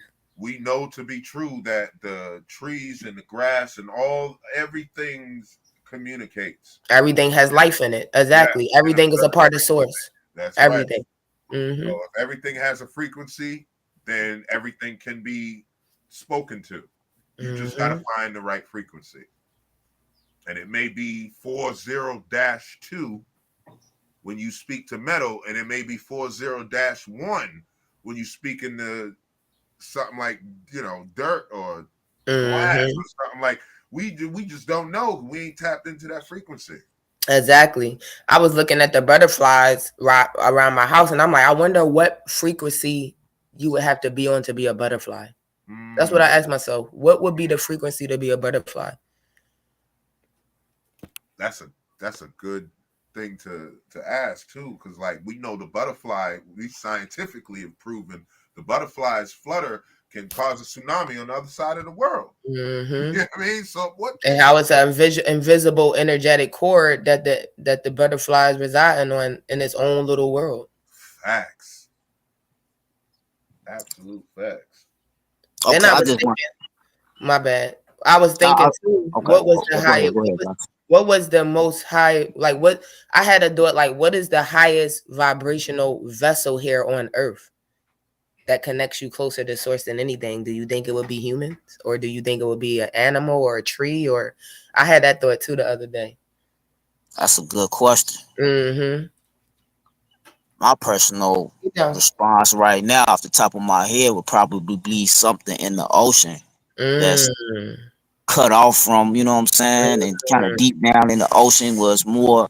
I mean, of course, the ocean has its own problems and stuff going on too, but I would think something in the ocean for sure. I like that, because when you say that, I think about the darkest and the deepest depths of the ocean. They say in the dark is where the light is. So I can see why you would say that. Yeah, that's actually not a bad. Yeah. Or either ocean or space. That's what I would go with. One of the two. Because space is. Well, what you mean space? Well, like outside of the Earth, with whatever that is. Oh yeah. Yeah, but I think she was referring to, a vessel that's on this realm that we in now. I think space would kind of be out of our realm, right? Okay, right. And in my mind, space don't really exist, so that's what I'm. What you mean space, but okay. I just want to say this real quick too. That movie that I was talking about is not Paul Rudd, but the name of the movie is called The Unbreakable Boy. It's called The Unbreakable Boy, and the actor is the guy that plays Shazam. The guy that played in Shazam. Yeah. Oh, okay. So I wonder if that's gonna be different from the Unbreakable movie they did with the old Unbreakable, where the guy bones would break. Yeah, I'm glad you brought that up, because when you was talking about the special needs and stuff earlier, that's kept coming to my mind. I was thinking about that. Mr. Unbreakable, played by Samuel L. Jackson, where he, his bones was super breakable. He couldn't hardly do anything, but he was like a genius. Yeah. Because and I love how it spoke about for every one thing, there's always its equal opposite. It's always the opposite. It has to be. That's the balance of it. Yeah. And I heard that the other day, because even when we talk about evil of the world, or, just people that's, doesn't seem to walk in the characters of goodness, we still need that here. Like they say, even if you was happy and walking in gracefulness all the time, even that would cause anger after a while. Yep. Yep. Mm-hmm. Yep. Mm-hmm. Because out of chaos comes, organization, and out of organized synchronization comes chaos. Yeah. You got to have that balance. Yeah. It's just about, again, it's about our intention and what we decide to do when it's time to perform in either chaos or the opposite of it. Yeah. Yeah, I'm not sure what question you referring to, Roro. I just answered it in the chat. Okay. Oh, right. Okay. Yep. But yeah, you know what? That whole series, the Mr. Unbreakable, and I forgot what the other one was called, but I think it's 3 movies in total. It's It's Unbreakable, Split, and what's the other one? Mr. Glass. Mr. Glass. Yep. I said Mr. Unbreakable, Mr. Glass. You're right. But I even found Split to be a very interesting movie. How he had this order of all these multiple personalities, but the one where he turned into the beast, he was able to do things unexplainable. Yeah. He was climbing up walls. He was bending prison bars. He was getting shot and eating the bullets like it was nothing, and it was all mental. You know what I'm saying? So I just found that whole movie very interesting. That movie was kind of a story of us. Yeah. So that's what we are. We can be split. Because we don't have full control of our conscious thoughts, and we're not controlling our every move and thoughts, and we are split. Yeah. He created that being. He created that 25th or however many it was. I think it was the 25th. They had 24 identities, but the 25th one was the beast, and he created that in his mind. They're gonna have the hide of a rhinoceros. You're gonna be this. You're gonna be such and such feet tall with these long fingers, and like, man, bro was serious. And when it was finally finished, and when he was finally finished creating it in his mind, he had to go to the train tracks to release it. That was iconic to me. But did y'all notice that when he turned into the beast, that he was really kind of going after people that was impure? Yeah, the people that I don't think I watched Split. Yeah, he was going after people who were like goody two shoes and prom queens, and don't got a blemish, or seem to have no faults or whatever. It's like he didn't attack old girl because he was like, oh, you're broken. He saw her scars down there, like, oh, you're broken. And he went after those that were opposite of him. Pretty much, yeah. He went after the people who society says is perfect, the Barbie doll, So I wouldn't even say that. I wouldn't even say that, bro, because I think so. I know what you're talking about, but that was in Split. But the thing that made me tie it all together was, I think it was in one of the other films where he was loose and he was walking in like a underground tunnel or something. He was just fine. I think the character that he was at the time, he was like the boy or something. Yeah. He walking through the tunnel, and it's these homeless guys or whatever. They start picking at him, and that's when he turned into the beast. So that's what made the connection that he was going after people that was impure, that didn't have pure hearts. The reason, he left old girl, it wasn't just the scars, but I think he seen the purity in her from those scars. Just like, you've already been hurt, you've already been damaged, but you a pure person. Right, because if you remember, he said in the beginning, you have to walk through a certain type of pain. Like, I don't remember exactly verbatim, but I actually own the movie. I show my son these type of movies because I know that he's going to enjoy that type of stuff because of how he is. He doesn't like the garbage that normal kids want to watch. SpongeBob and this. There's always some problem going on in SpongeBob. There's always some issue that's got to be solved. And why does it always have to be an issue? Why can't it be, something good and positive? But anyway, I like the fact that he was going after the people who, by society standards, just you know, they pretend to be normal, but really they, you know, they got some issues. You know, they're pretty, Mhm. you know what I mean, prom queens, this, that, and the third. It's yeah, it was definitely some metaphysical stuff being mentioned in that movie. Yep. Yeah, I think that's how the gels are able to operate as wide as they do because of our minds being able to split at any moment, because that's why gel is running. A lot of those people that are in there had a split personality. Something happened that turned the light switch on or off in them. Because like we said, it's things that we do that when it's done, you start questioning yourself, why did I even do that? And it's not one person you don't think that's thinking, why did I do that? Or that really felt like they wasn't even themselves when they did what they did. Yep. And I do kind of feel like Earth, because we don't have control and full capacity of our thoughts, it's a mental institution. Yeah. It really is. Like, it's a mental Mhm. institution. Earth is a mental institution. And when you start to Dang. become present, you start to see that. So I started looking at people as such. And it's not like in a negative aspect.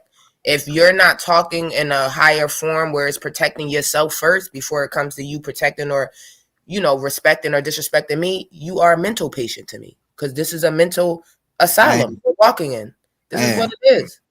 I love that perspective. Yeah. Because And you oftentimes gotta really look I at it like that. They saying they yep. drugging our water, they drugging our food, they drugging the air. So we have to be mentally fucked up. Yeah. That's just what it is. Yep. You have to fight to get your mental back. And a lot of people not fighting that fight. Yeah. Yep. No. Yeah, I absolutely love that perspective, because even looking at it from a aspect of, you know, we trying to rise to our higher selves. At the end of the day, the goal is emotional intelligence. What better way to go through that than being some sort of mental institution? You know what I'm There saying? you go. Yeah, I like Yep. that. Yeah. How about that? And you gotta fight yourself out. You gotta fight your way Mhm. out this institution. Yep. Facts. Yeah. Yeah. Damn, That's really what I get from it. Earth is Yeah, a that's mental. that's Even an I was in excellent a way of holding looking cell at it. for a couple of hours, and I could see just from me being in a holding cell for a couple of hours, I said, "There's no way I could ever do this with my life." Like, this is literally just throwing your life away. And I feel like they're playing on people mental. You're in a box. You're secluded. Why am I in jail, locked up in jail? You already got me. Why is it more locked doors? What's going on? Like, what's all this control? Y'all have so much control already. Why are y'all locking doors inside of doors inside of doors? Yeah. Why is it no air in here? Why? You're trying to play on my mind. You're trying to break me. Yes. You're trying to break me. I'm already walking in broken, but you're trying to see just as far, just how much you can break me even more. Facts. Yep. Facts. That's why I stayed my head in them books, and I said I have never, you know, I think people be like, oh, never say never. I will never put myself in position to go back there. You know what I'm saying? That's not to say I won't end up like Frederick Douglass and, you know, or Rashad Jamal and get, you know what I mean, get put in there on, you know, against my will when I'm innocent. Kidnapped. You know what I mean? Kidnapped. That's what Even it though is. I'm innocent. That's not to say that. I'm saying I will never do anything, because what I was in there for, I actually was responsible for being a part of something that landed me in there. I'm not gonna do that again. I know that much. You know what I'm saying? But it makes me think, like, how do people that has like people have anxiety? You got people with claustrophobia. How can you survive in there like that? You know what happens? I've seen a few people like that, and they shake it somehow, some way. They shake it because they have to. And that's what made me non-sympathetic to a lot of people's excuses. Oh, I can't do this, or oh, I got this in the way. Listen, it sound like excuses to me. You know what I mean? I'm quick to say that to somebody fast. No, but it's not. It's really what they've created that put a shield over them doing something. Because just me, and I'm only saying that because just me being at holding cell, I cannot get in back of a truck if the windows don't open. I need to know I can open the fucking, for real. Listen, I went out this weekend. They like, oh, you got to sit in the back. The back? Hold up. The windows open back there? Because I'm not sitting back there. And it really, like, I could feel, like, mind you, I don't have anxiety, but I could feel it coming. And I'm just like, what is this feeling? I've never felt like, I had to think back, where did this come from? And it was just, I was in a holding cell for a couple hours, and that, I can't do it. I cannot feel like I am not free. I need to be free. And I got back there, they like, no, the windows don't roll down, so I could feel my anxiety come. I said, listen, you might have to come back to the back then. So then the bull rolled his window, and I said, "Oh, y'all playing with me?" But it's like once I knew the windows could roll down, that feeling dissipated. Like I was no more claustrophobic. I no more was feeling this anxiety rush coming over me, and I'm like, "Damn!" But it also made me feel like I have control issues. I said I might need to work on my control issues though, because it just took me knowing I had that little bit of control to get back into my vessel and feel better. And instead of me feeling like I was stuck back there and like my breathing was about to leave soon. I'm like, I need some air. Y'all need to do. I can't ride back here. I need the window down. I need something. I need some air. And see, that's probably what it was, sister, with them guys who were like claustrophobic. Because like when they first got in there, it was, you know, they had to nurse and but eventually it was like they had to shake it, or they was gonna have a much harder time in there because you already here for X amount of time. You're not going nowhere until that time run out. You know what I'm saying? So they had to shake that, or they was gonna really. So you know what I mean? What you did was okay, the windows rolled down, I'm able to shake the feeling for now.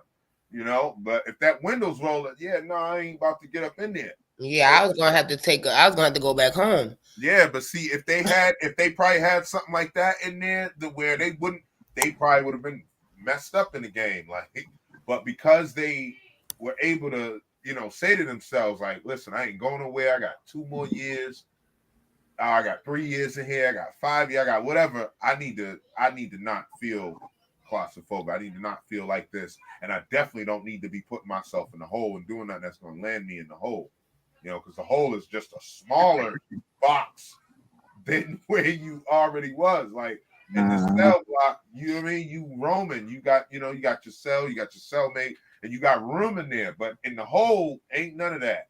And that don't make sense. And that's what I'm saying. Y'all putting locked doors inside of locked doors. Y'all got holes inside of a hole. I'm already in a hole. What the fuck? If anything, put me by myself. For real. You don't got to put me in no smaller fucking hole. Now they're playing on people's minds. Oh, yeah. Like that shit is a mind thing. They really trying to fuck your mind up. Yeah, because they do put you by yourself in the hole, but it's smaller. No, it don't need to be small. Right. Just put myself in a fucking cell. Like, why gotta be smaller than this? I'm already stuck here. Yeah, now you just making me feel more cluttered than what the fuck I am. Yeah, it definitely don't have to be smaller, but they make it smaller anyway, and it's all by design. It is all by design, and it's all by design to break your fucking mind. Yeah. And then they let you back out here thinking you're supposed to be accessible to the world after that, after being held down like an animal, like a mouse in a trap. Yeah, like, that's crazy. And I breed and train dogs, so like every time you got a dog in the kennel and it's been in there all day, like people go to work and the dog's just in the kennel. As soon as you open up that kennel, that dog is pissing all over the floor, is running around the house. It's got all this energy because it's just been caged up. Yeah, I don't like seeing dogs in the cage for hours. Like that does something to me. Yeah, like it does something to me. I don't like seeing a dog contain like because it looked like that could be me. Why is that dog still in this motherfucking cage all day? Yeah, like that's weird to me. No, just because it's an animal don't mean it shouldn't roam free. Right. Right. Listen, I literally seen a dog be sick that was in the cage. Yeah, it was literally. I remember the woman that walked in the house and she was talking about. She like, so and so looks sick. I'm just sitting there thinking to myself, what do you think? It's been in the cage all day. It was a girl dog too, and it was literally just in the cage. Just you could see it in the dog eyes. Exactly, just gone. You could see it, like it was just. It broke my heart. It's breaking my heart even thinking about it right now. And one thing, you know what I'm saying? And everybody else in the house. I'm just gonna say this, and everybody else in the house just walking around normal, regular, like you know what I'm saying? Like, come on, man, let this dog out. Yeah, you feel it because you know what that's like spiritually. You know, even physically, some of us may know what that's like, but you know what it's like. So, like when I was learning from these animals, when I'm dealing with them, it was like, you shouldn't do that. You know, that's why I started to learn more stuff. Like I wanted, you know, because I still want to breed, but I had to learn things. Like people, they got huskies and they don't realize huskies have to have at least 16 hours of exercise. That's at the minimum 16 hours a day. Them things, especially a Siberian husky, they probably need like 20 because they're constantly running in the snow. They're always out, you know? So it's like you putting it in a cage or you got it in an apartment. in my opinion, you know what I mean, you're a horrible dog parent. If you got a husky Yeah, it's torture, man. and you work a lot. Now, if you got nothing but time on your hands, you ain't working, you retired, whatever, and you can spend all day with your dog, then cool, get you a husky. But if not, you need to get you one of them little Chihuahua type dogs or something that, you know what I mean, just sit on your lap and you ain't, I don't know. It just, that's one thing I learned, that when you have them in that cage, they're so unpredictable. They're biting people, and they're not mean. They think it's playing. They're nipping at children, and they don't know any better. They've been in the cage, and they're always in the cage every single day. You go to and work. to an animal, that's like jail. Yeah, it's like animal jail. Yeah, it is. Yep. What makes an animal different from us but the vessel that is in? That's it. Facts. So yeah, that's like a jail cell for the dog, for the animal. Yeah. Like, and even like he said, I heard Specs say, like, I heard something when he said about, the spirit. Well, for me, what I got from it, from the spirit being a vessel, again, we're spirits or souls, and these are vessels right here. So when we leave this vessel, so it's like I had an experience before on shrooms where I felt myself in my vessel. Like I felt my spirit in my vessel. My spirit felt trapped in this vessel. Like it was crazy. Like I could feel the experience, and it was like, what's going on? And I was all in my head, and it's like the room was just getting smaller. I'm like, hold on, what's going on? I gotta go get some air. Like, but I felt like I was trapped, and I didn't understand it until the experience was over. It was just basically I had risen my vibration so high that now I had connected to my spirit, and my spirit was wondering, well, why are you in this vessel? Yeah. So it's real. And that's why I say I look at animals, like I don't really care for animals too much myself, because I just feel like it's another mouth to feed. That's just me. But but personally, no, when I look at animals, I do still have that care for them. Even though I don't want to take care of one, that don't mean I want to see one beat up or right. type of way. Exactly. And I always notice people with the most animals can't even feed themselves. Why you got an animal? What the hell's going on?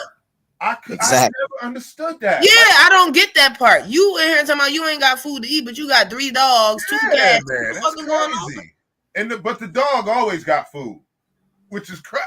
Listen, I've been racking my brain, and that's an epidemic up here. I ain't gonna lie to you. That's an epidemic everywhere. Yeah, it is.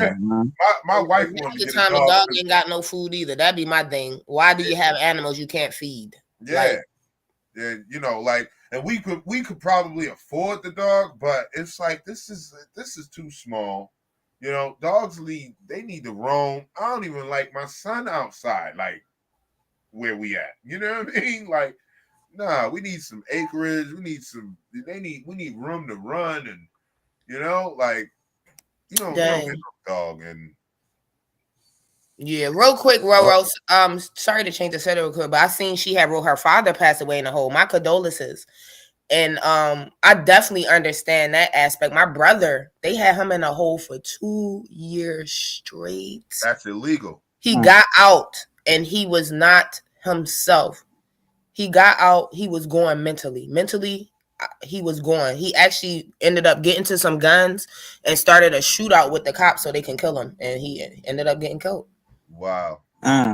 Yeah, that's illegal. A lot of people don't know this. That is illegal to leave you in a hole that long. 2 years straight, he was in a fucking hole. Yeah, they don't like if you was able to get a word out like through the Fed, like they change it instantly. The person that was in there too long, he was in there like maybe a couple days too long, and he was able to get a message out, and all that changed afterwards. And like the Bureau of Prisons, they're gonna come and check on stuff. And they want to see how long a person's been in a hole and this, that, because they got to answer to certain people. You know what I mean? If you ain't got no family or nothing like that, nobody care about you, you can't really get a message out. Those are the people they like to do that to, or people that don't know their rights, or can't get, and even if you know your rights, if you can't get that message out and they blocking your mail or doing this, that, and third, that's illegal. By federal law, you're not supposed to spend. I think it's like 90 days is the max. That's too fucking long. And that's it is. That's too long. That's too long. And it's sad because I didn't really know it. Like growing up, I just know my dad was in the streets, and my dad ended up getting shot and killed in front of our door.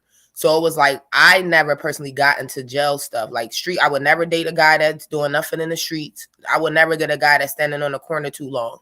So it's like when my brothers would go in and out of jail, I will always tell them, like, y'all know better. We watched our dad go through this. So this what y'all do. I'm not visiting. I'm not sending y'all money. If you want to be there, that's because you want to be there on your own accord. And I just felt so bad once I was in the holding cell to see, like, damn, like I kind of fucked up. I should have been supporting my folks a little more. But it's like, well, damn, I told them not to get up in here. But it's like, you know, it just made me feel so bad knowing that I had put this guard up, not really understanding. But it's like, still, like I said, though, why keep putting yourself through some shit like that? Like, my brother ain't just been to jail once. It's like, I feel like once you go once, it shouldn't be nothing in hell bring you back there. It should take, in my like, opinion. yeah, like, and just to know, like, my brother probably felt like nobody was there for him. And you know what I'm saying? It's just like, damn, like, I just felt so bad after that. Like, damn, I wouldn't wish that on. Nope. I mean, that's, you know, respectfully, I mean, a killer or a rapist, yeah. But other than that, I don't wish that shit on nobody. Yeah. Like, I just don't. And I only say that because I feel like a killer, you took a life, your life is going to, you know what I'm saying? Your life is up for grabs as well. And I feel like a rapist, that's taking a life as well. Right. When you out here raping people, molesting people, you're taking someone's life. You are. Right. That's something that they never forget. That's something that can make or break their life if they don't have control over who they are. Yeah. And I think crime of passion needs to be looked at a little more.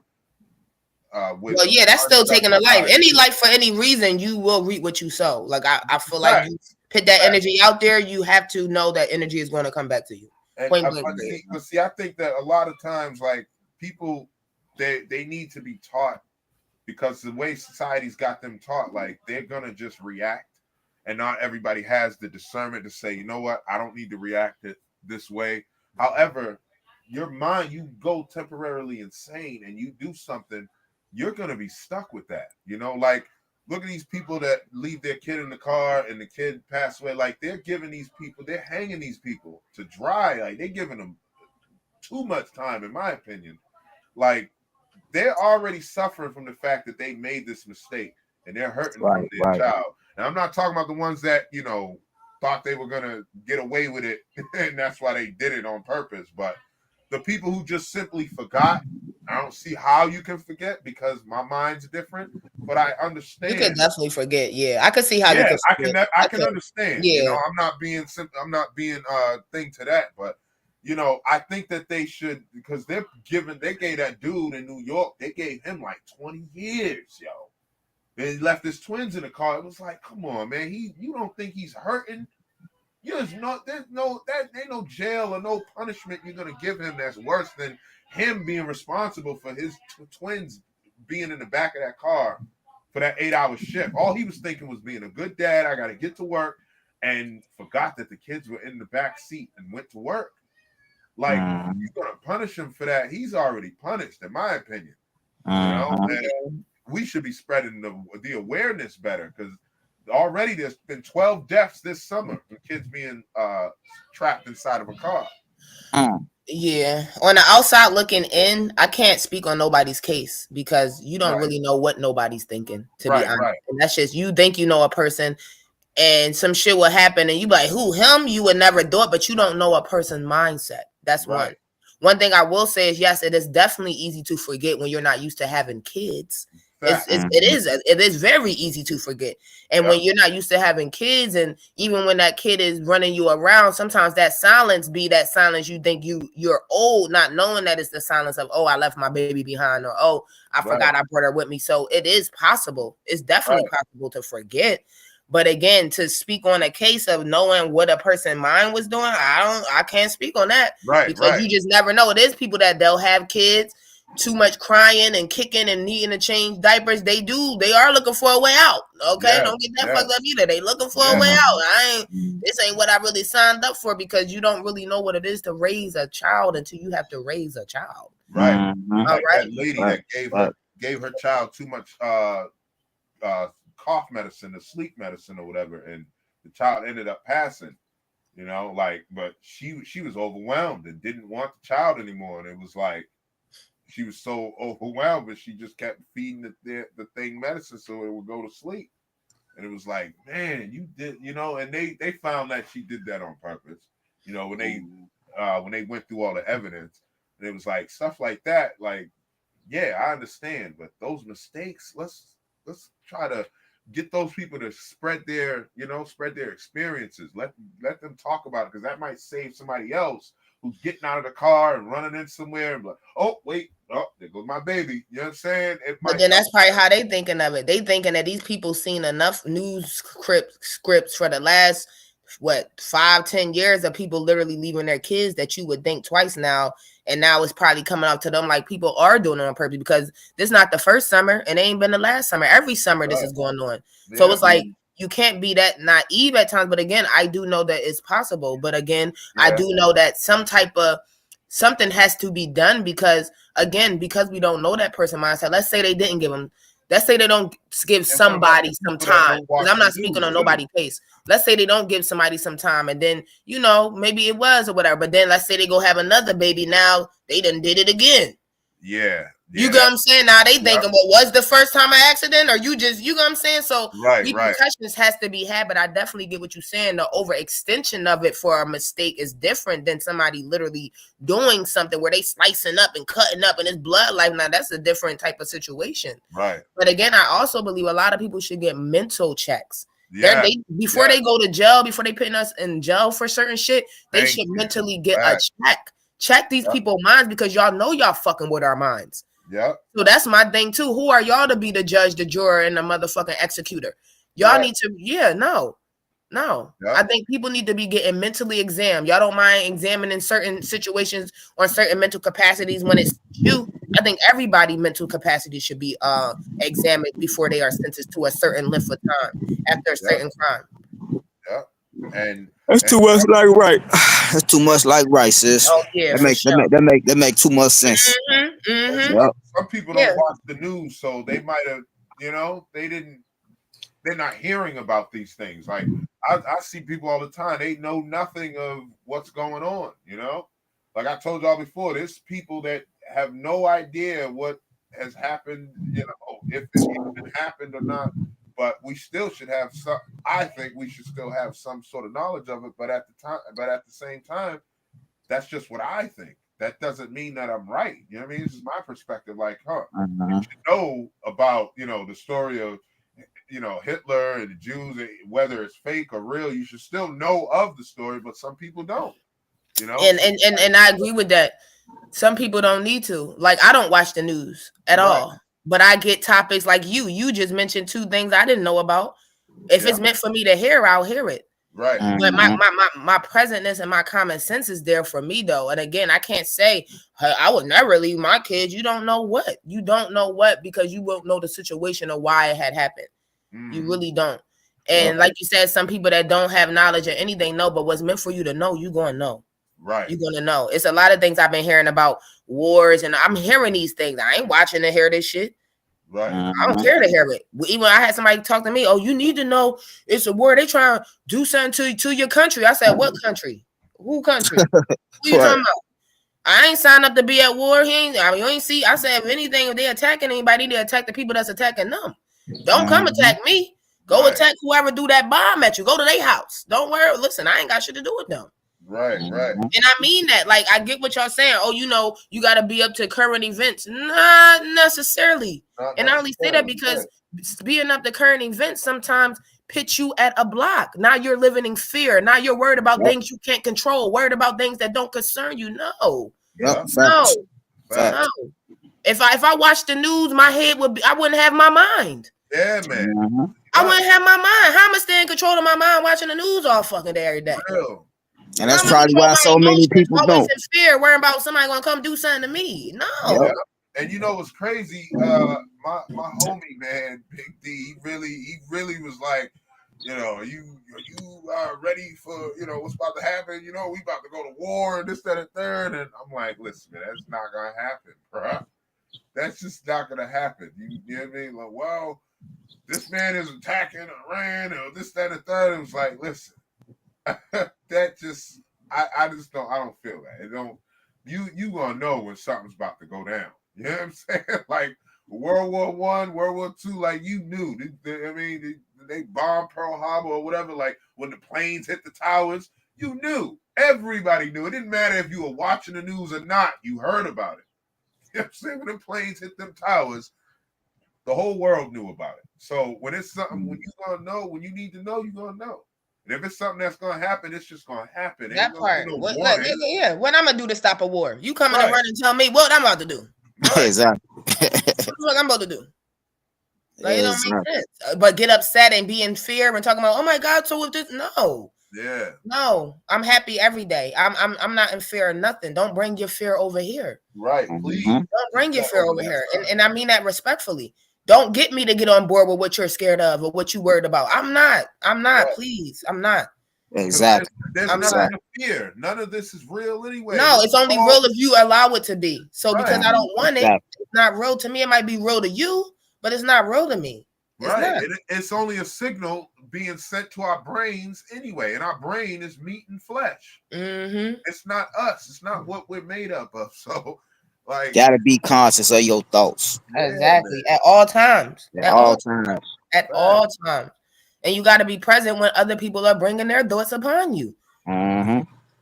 And I'm very present of that. And some people is like, no, but you got to listen to people. No, I'm listening. And if I'm meant to hear something, it's going to stay. It's going to stay. But it's not, sometimes I learned to let people talk. And while they talking, I'm just praying. I'm meditating while I'm looking at them. God is in me, as me. Da, da, da. Because, again, it's all about energy. If you bring us in high vibration, I could stay there with you. But once it get low and my spirit starts saying they don't want to hear it, I'm gonna let you talk. But I'm in another world over here. We're not in the same world. That's right. We're not. I want to say this real quick, and then I gotta tap out, y'all. Oracle, I just want to salute you for your mentality and the way you carry yourself. Uh, you said something that was powerful. I think you said that you don't even want to talk to a guy that's standing on the corner or involved in the streets or whatever like that. Mm-hmm. And I think that that's very powerful. And I've been saying it for a long time. I think that it's going to take more women like you to be the forefront of what women how women should move or think, because a lot of guys get into street stuff. It's for the woman. That's just my opinion, believe it or not. I think that because it's so many, especially now, there's so many women online, or he got to be a thug. He got to be. I've heard women say this. Oh yeah, He me got to too. be a thug. He got to be a drug dealer. So now you got guys that really don't even want to do that. But in order, especially if they in an environment in the hood where that's all that's the only options of women that they have is women that's saying that and thinking like that. Yeah. They're gonna try to get into that a little bit because they want a woman. So I've said it for a long time. I think that it's gonna take more women like you to have that mindset. Well, now I don't want no thug. I don't want no gangster nigga and all that. You know what I'm saying? For to balance out what's going on in our society. Well, a lot of guys feel like they gotta be that way because that's the norm. You know what I'm saying? The so-called norm. Yep. They gotta be a rapper. They gotta be street guy in order to, well, that's what women want. Because I've heard guys, people have been getting on me for the longest about how I dress. Now I dress nice, right? But I'm not into all the designer stuff. I'm not about to go break the bank for that. Well, that's what the girls like. Okay, cool. A girl still like me with what I got on. So why I'm gonna go? Yeah. I think he muted himself or something, bro. You all right?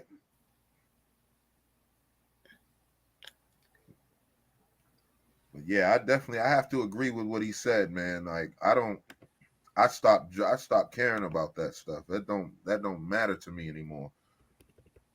Yeah. I could care less if I got on designer this and designer that. I'm gonna buy what's right for my budget, what fits my personality, you know what I'm saying? And if I like those shoes or I like that shirt, I'm gonna wear it. You know what I'm saying? Like I'll go to Goodwill and buy something if especially if I'm looking for something like to find my size, you know what I mean? They only sell skinny jeans in the damn stores now. I don't like skinny jeans.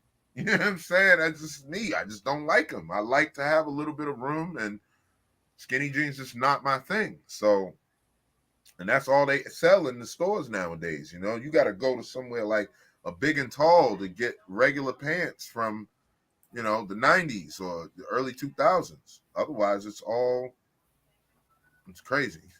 Yeah, and I want to speak on J Hook's response to me saying, you know, that I don't date men on the streets and I don't date men that stand on the corner too long, because it's no judgmental thing for nobody. I don't want nobody to think I'm judging them. It's just that I believe in energy very strong, and I know that you are the company you keep. So my thing is, I'm not about to push you into some energy I know that's going to divert back to me, and that's both up into a situation we both may or may not be able to get out of. Exactly. I'm not going to date somebody that I know that because they're doing A, B, and C, it can get them in a situation that they may get stuck in, or again, that I may not have to participate myself in, because I am you and you are me. So how long before, if you on the streets and you slinging drugs or whatever you decide to do on the streets, how long before now that infiltrates over to me? Either I'm going to be participating with you, or I'm going to have to put on this guard or this shield to be by you. So why set myself up for failure? Why play a game I know that I'm not interested in playing just for the name of what, a coin, a dollar, a couple, some money? Why would I want to date somebody that I'm willing to tell them to go sacrifice their life for me, or go sacrifice their life just to feed themselves? That's not where I've ever been. It's a billion ways to skin a cat. And standing on the corner to get to one is just not the way for me. Yeah. Again, I lost my father from the streets. I already know that life. I have 5 brothers that grew up in the streets. I already seen what that looked like. And it don't fit well with who I am and what I want for my life. Yeah. And it wouldn't fit well for the man that I want to bring into my life either, because I don't see that as a goal or a win for us to know my man is out there worrying if somebody want to catch him today. That don't make sense to me. Facts. That don't make sense to me. I don't that don't make sense to me.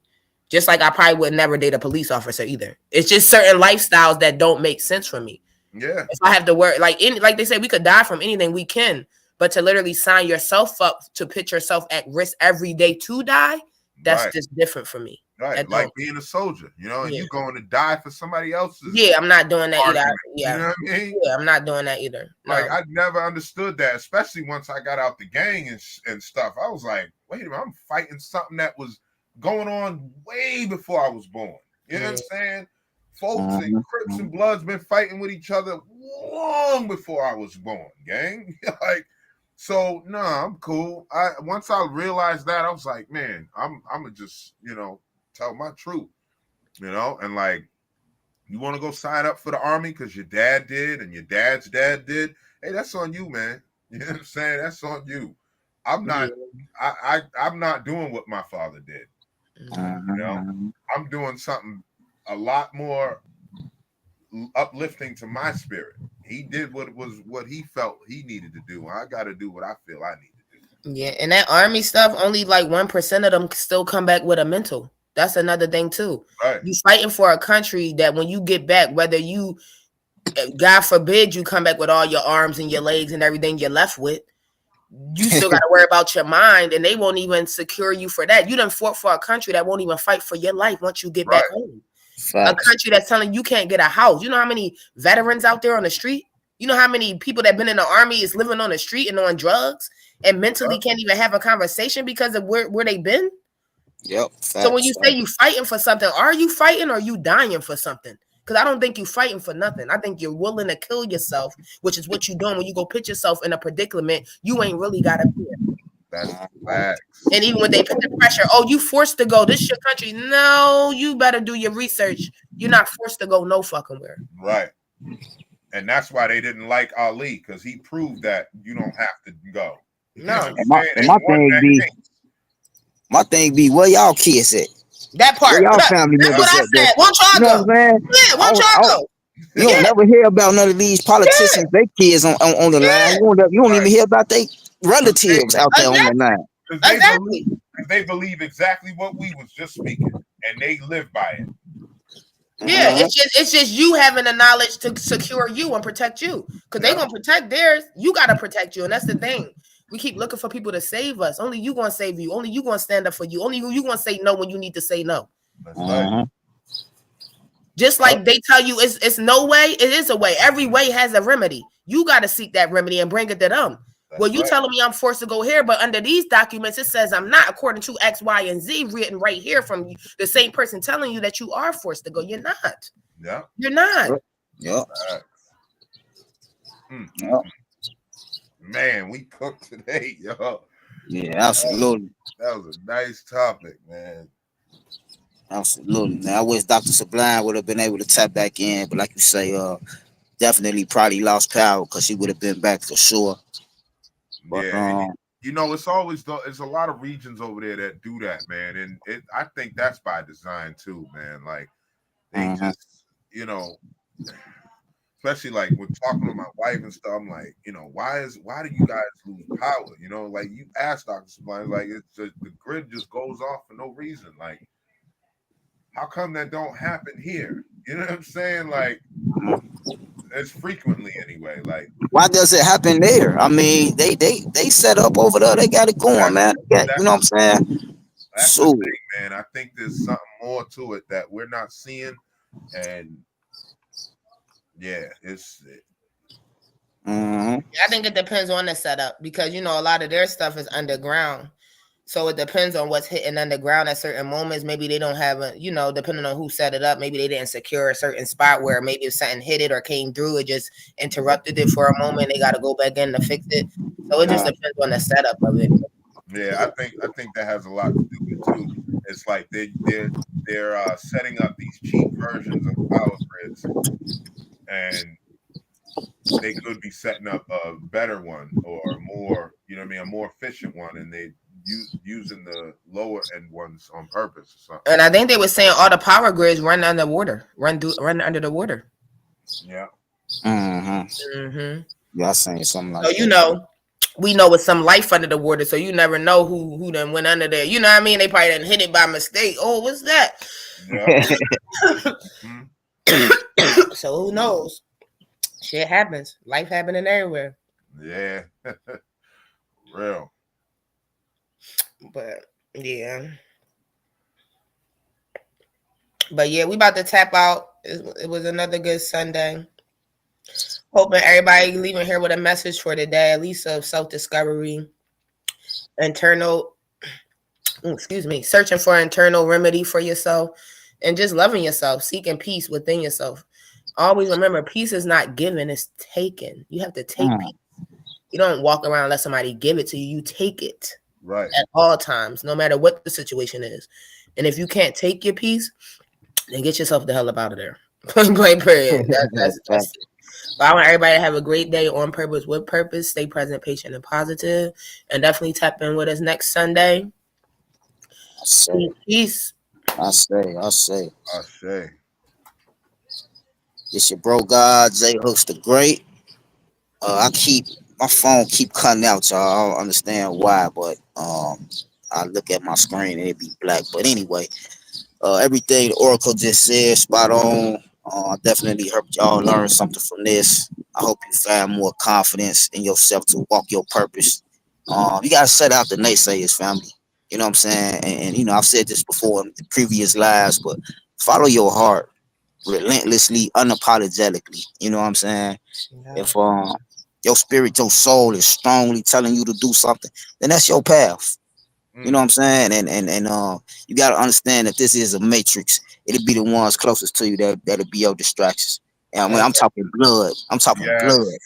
That's gonna be your biggest distraction because you are so connected to them. So again, just stand firm on following that spiritual compass and let that lead you.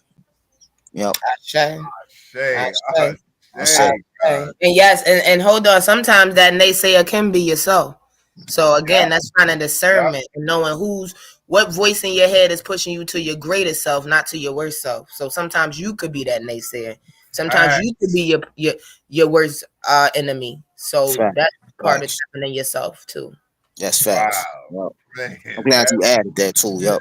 Yes, because that's so aligned with what I was gonna say anyway, you know. And y'all check out Rough Raw and Real, my channel, man. Like I dropped a video about what they was talking about, how sometimes your best friend is your worst enemy, and we never recognize it. It could be ourselves, it could be our mom, our dad, our wife, whatever. Sometimes that our best friend is our worst enemy, and we just don't recognize it. So just pay attention to your spirit, what your spirit's telling you to do, you know, and just stick with that. And that, you know, Absolutely. my final thoughts on as far as like the topic, you know, and walking in your purpose. That's gonna be the best way you find that. Is you find your purpose is just by paying attention to what you feel is right in your heart. You know what I mean? So make sure I remember that. And before I do my outro, I definitely want to give a big shout out to Roro. She's been tapping in every week, you know, and so we already said, you know, you part of the tribe now. You know what I mean? And we love You locked y'all. in. We love y'all that tapping in, man. Y'all all a part of the tribe. We love y'all, and make sure y'all remember to look in that mirror for the change you want to see, and love your journey. Yes, peace. And yep, like Roro said, it is a retrograde in effect, y'all. So the electronics and stuff definitely about to be acting crazy. So the retrograde, I believe, is for the next 2 weeks. So, and definitely be on yourself. And I say that to say, stay in control of you, because this retrograde will knock your ass around if you let it. Yeah. Yes. Yep. All right, family. Peace and love. Yes, peace. Peace, family.